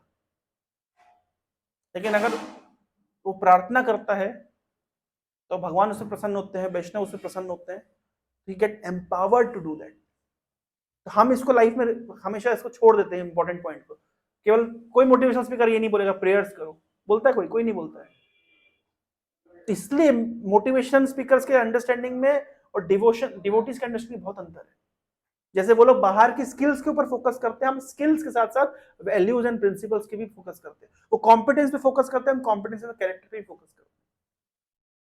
वो सक्सेस कैसे पाना है सिखाते हैं, हम सक्सेस को कैसे होल्ड करना है वो भी सिखाते हैं, और फेलियर को कैसे हैंडल करना है वो भी सिखाते हैं। कभी कोई सेमिनार में अटेंड किया, हाउ टू हैंडल सक्सेस, कोई देखा? और कभी आपने कोई मोटिवेशन स्पीकर सुना हाउ टू हैंडल फेलियर? कोई नहीं सिखाता है, क्योंकि ये भी बहुत बड़ी कला है। बड़े बड़े इंस्टीट्यूट में हम देखते हैं, आईआईटीज में, आईआईएम्स में लोग सुसाइड कर लेते हैं, क्यों? उसका 8 पॉइंटर आया, मेरा 7.5 पॉइंटर आया, वो सुसाइड कर लेगा। ये आईटीआर वाले इस दुख को नहीं समझ सकते, ये आईआईटी वालों के लिए छोड़ दीजिए। ये दुख कुछ ही लोगों के लिए। सक्सेस को डाइजेस्ट करना और फेलियर को डाइजेस्ट करना, दोनों साइंस है, दोनों कला है। तो ये हम कहां सीखते हैं? टॉपिक का नाम क्या है? हरे कृष्णा। जैसे कि मैंने आपको देखिए पोटेंशियल के बारे में बताया, इसके ऊपर भी बहुत सारा होमवर्क किया जाता है कि हमारे पोटेंशियल्स क्या है। जैसे कि मैं बताया था, गुरु शिष्य के ऊपर बहुत समय तक वर्कआउट करते हैं, उनको पता, फिर देखते हैं कि उसके अंदर क्या पोटेंशियल है, उसको निकाल करके बाहर लेकर के आते हैं। तो व्यक्ति अपने जो कार्य करे उसमें भी खुश रहता है और बहुत प्रोडक्टिव रहता है। So being in touch with ISKCON Youth Center means we're trying to develop all these qualities and skills. हरे कृष्णा। तो मेरा प्रेजेंटेशन बहुत लंबा है, लेकिन मैं नेक्स्ट टाइम इसको टच करूंगा। ब्रह्मचर्य, जो कि एक बहुत इंपॉर्टेंट एस्पेक्ट है, जिसको प्रैक्टिस करना प्रैक्टिकली हॉस्टल में इम्पॉसिबल होता है, लेकिन कितनी सरलता से हम उसको डिवोटीज के बीच में प्रैक्टिस कर सकते हैं, उसके क्या बेनिफिट्स हैं और कितना इजी हो जाता है इसको फॉलो करना। So this will be our discussion in next session. Time up. हरे कृष्णा। किसी के मन में कोई जिज्ञासा, कोई प्रश्न है? प्रसाद का क्या स्टेटस है? देख के आओ। कोई प्रश्न, कोई जिज्ञासा? ब्रह्मचर्य के ऊपर एक नहीं, ब्रह्मचर्य का मतलब अगर हम तो अगर अपने आप को कंट्रोल कर लेते हैं, पर अगर कोई ऑपोजिट जेंडर के आगे हम अप्रोच करें तब कैसे कंट्रोल करें? यही तो कालिदास का नाम सुना है? कालिदास ने एक डेफिनेशन दी है, धीर। शिवजी के विषय में उन्होंने लिखा है धीर। जब पार्वती अप्रोच करी, जब देवताओं की सेना में कोई भी कमांडर इन चीफ नहीं था, सेनापति नहीं था, तब ब्रह्मा जी ने कहा कि अगर शिवजी के सीमन से कोई अगर संतान जन्म लेती है तो आपको वही संतान आपको आपके कमांडर इन चीफ बनेगी। तो शिवजी का सीमन कैसे प्राप्त होगा? वो तो उसके लिए शिवजी को एजिटेट होना पड़ेगा। तो उन्होंने पार्वती को भेजा शिवजी को एजिटेट करने के लिए, लेकिन शिवजी एजिटेट नहीं हुए। तो इसलिए वहां पे कालिदास ने लिखा है धीर। धीर मतलब one who doesn't get agitated even in the provoking situations. तो यही तो ट्रेनिंग है। मैंने क्या लिखा है यहाँ पे? ISKCON youth hostel is a modern day ब्रह्मचारी आश्रम और अ जेट एज गुरुकुल। ये भी गुरुकुल है। ये यहाँ हम ट्रेनिंग लेते हैं, समझ रहे? It's a place for training. यहाँ पे हम ट्रेनिंग के लिए जो भी आ रहे हैं, रह रहे हैं, हम ट्रेनिंग रहते हैं। तो ब्रह्मचर्य की ट्रेनिंग हॉस्टल में नहीं मिलती है, सब जानते हैं। मिलती है क्या? वहां तो ट्रेनिंग मिलती है कैसे ब्रह्मचर्य तोड़ा जाए। Systematic training, how to break brahmacharya. But this is a place where we learn systematically how to maintain brahmacharya. इसके विषय में हम आगे समझेंगे। नहीं तो कैसे संभव है कि शहर के बीचों बीच रहते हुए भी भक्त लोग ब्रह्मचर्य मेंटेन कर पा रहे हैं? जो योगियों के लिए भी, अजामिल ने एक सीन देखा, बेचारा हरे कृष्णा हो गया उसका, और भक्त लोग आईटीआर के पास में रह करके भी हरे कृष्णा कर रहे हैं।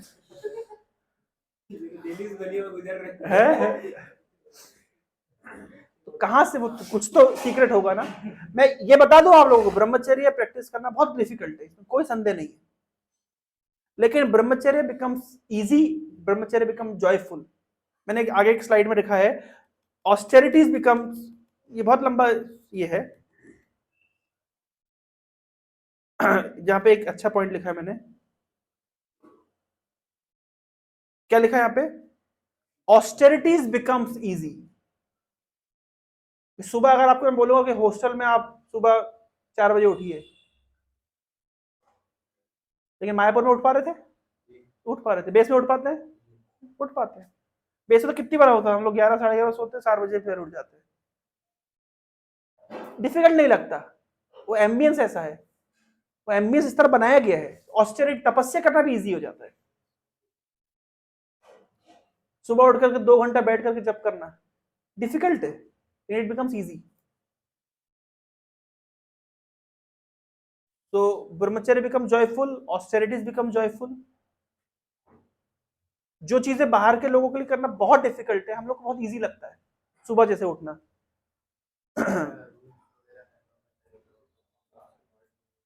ये नेक्स्ट सेशन पे छोड़ देते हैं। और कुछ?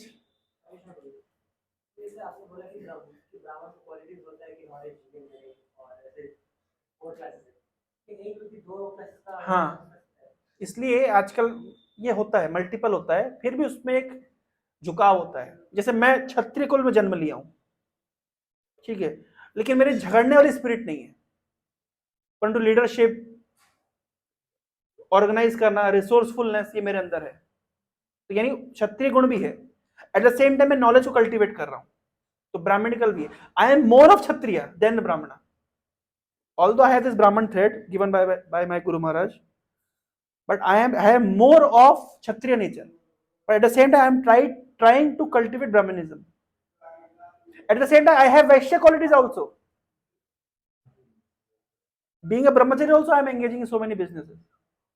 At least I am giving guidance to how to make businesses. और नहीं, हम तो डिस्कस करते हैं कैसे कैसे बिजनेस करना है। तो देयर मल्टीपल एस्पेक्ट्स हर व्यक्ति के अंदर, इसलिए इसको नाम है दैव वर्णाश्रम। आज की डेट में आपको प्योर ब्राह्मण नहीं मिलेगा कि प्योर क्षत्रिय नहीं मिलेगा, मिक्स मिलेगा, परंतु फिर भी मोर इंक्लिनेशन कहां पे होता है देखना पड़ेगा। ठीक है, और कुछ?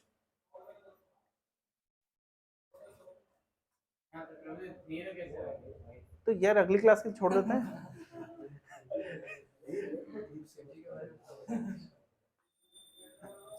आज की क्लास से पूछो क्वेश्चन, तो अलग टॉपिक हो जाएगा।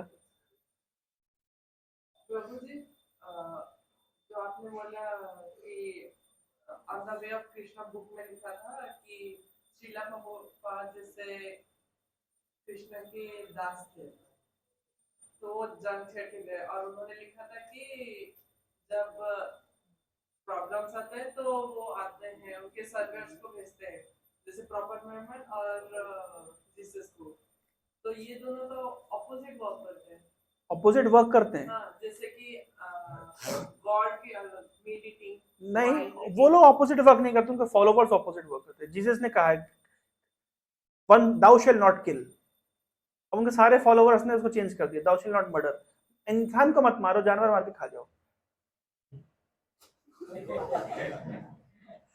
तो किसने चेंज किया? नहीं, और कुरान में तो लिखा है ना कि जो डेटीज वर्शिप करते हैं उनको कत्ल करो। हाँ करो, तो डीटी वर्शिप को नहीं, आइडल वर्शिपर्स को। कत्ल कई तरीके से किया जाता है, हम लोग भी कत्ल करते हैं, हम आपके अज्ञानता का कत्ल कर रहे हैं। तो एनिमल्स कर रहे हैं और बाकी। तो वही बता रहा हूँ, हर चीज को समझने कई पहलू होते हैं। कत्ल करना है, शास्त्र में लिखा गया है कि कोई अगर वैष्णव की निंदा करे उसकी जबान खींच लो। तो जबान खींचने के कई तरीके हैं, तो लिटरली जबान खींच लो, ये तो बिल्कुल ग्रॉस तरीका है। इससे क्या होगा? आर्ग्यूमेंट करके उसको कन्विंस कर दो, तो जन्म जन्मांतर के लिए ठीक हो जाएगा। कई तरीके हो सकते हैं। जैसे एक बार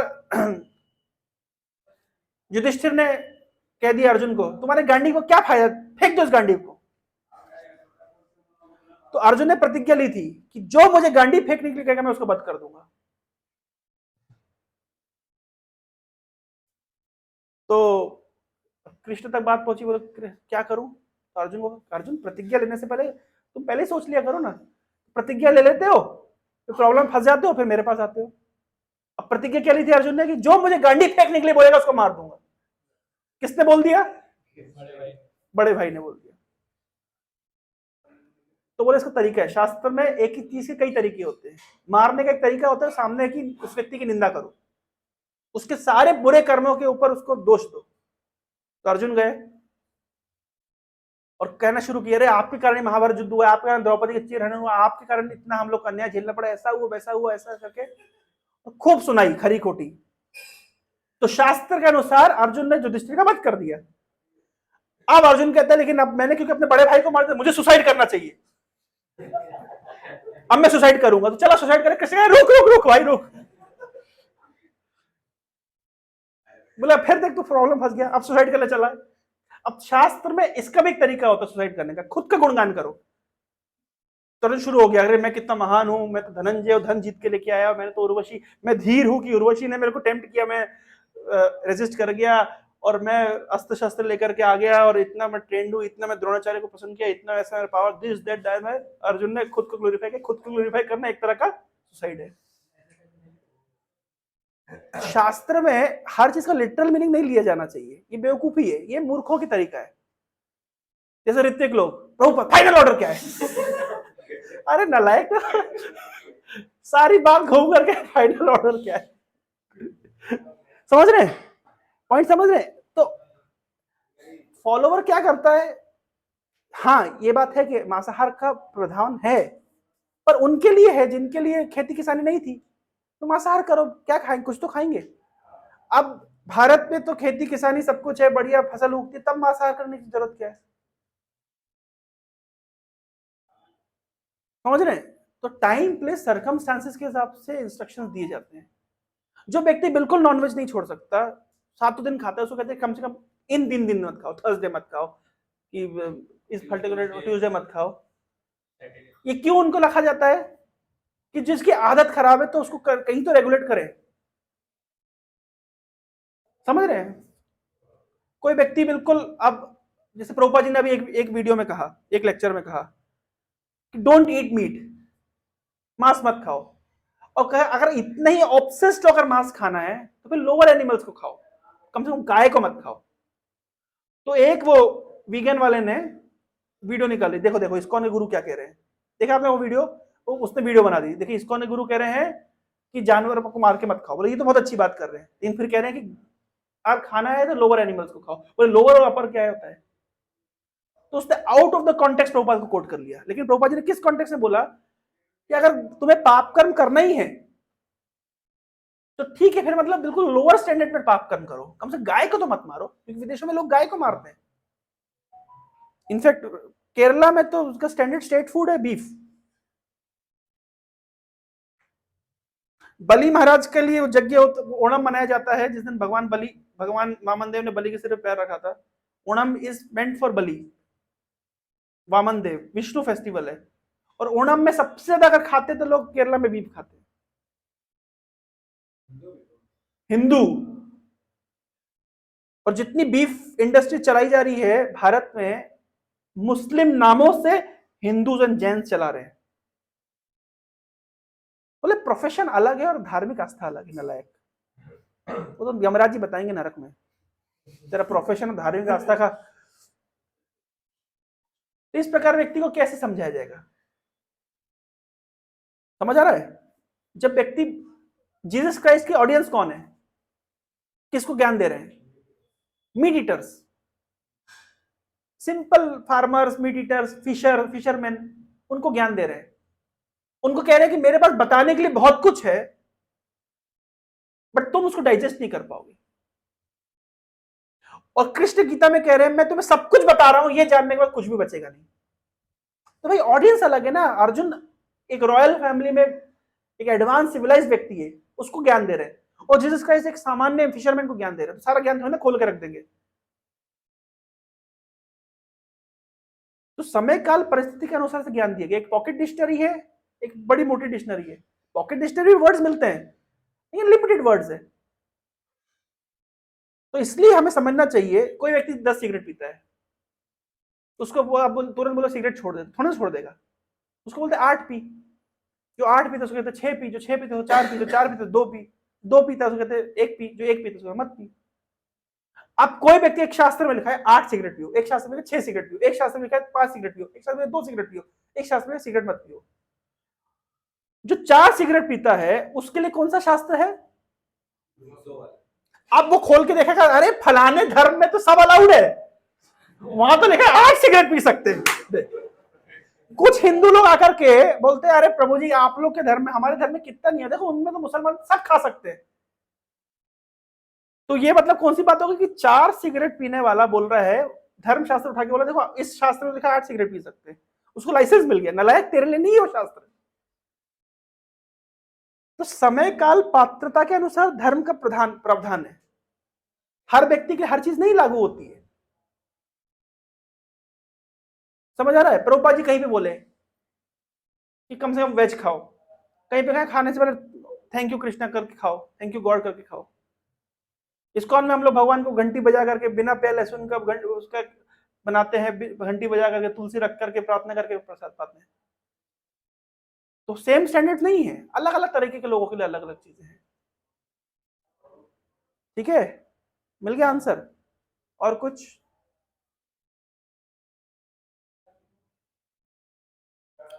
श्री जन, और कुछ मन में जिज्ञासा?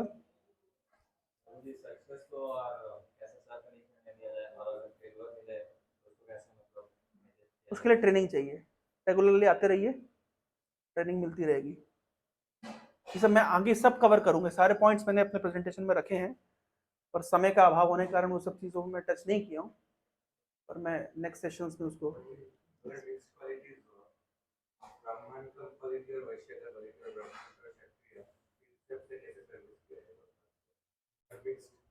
क्यों नहीं कर सकते?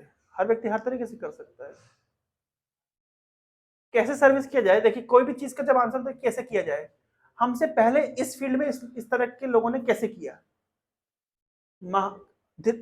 युधिष्ठिर से पूछा यक्ष ने, का पंथा, तो युधिष्ठिर ने आंसर क्या दिया? महाजनो ये न गता सा पंथा। जिस पथ पे महाजन पहले चल चुके हैं, हमें नया कुछ नहीं बनाना है। जो मार्ग में पहले हमसे पहले महान लोग चल चुके उस मार्ग पे चलना है। तो हमसे पहले भी ऐसे लोग रहे हैं जिनके अंदर मिक्स्ड क्वालिटीज थी, तो उन्होंने अपनी क्वालिटीज को कैसे एंगेज किया, हमें वैसे एंगेज करना है। कई एग्जांपल्स हैं। प्रभुपाद जी खुद एक बिजनेसमैन थे, तो उनको बिजनेस का नॉलेज है, डिवोशन है, ब्राह्मणिकल है, लीडरशिप है, रिसोर्सफुल है, सारे क्वालिटीज उनके अंदर है, तो उन्होंने करके दिखा दिया, तो हमारे लिए आइडियल सेट कर दिया है। कुछ कह रहे और तुम कुछ हाथ कर रहे? हरे कृष्णा। ठीक है, तो यहीं तक रखते हैं। बहुत बहुत धन्यवाद आप लोगों की कीमती समय के लिए। नेक्स्ट सेशन देखते हैं जब भी होगा, तो इसको हम कंटिन्यू करेंगे। श्रील प्रभुपाद की जय। हरे कृष्णा कृष्णा कृष्णा हरे हरे, हरे राम राम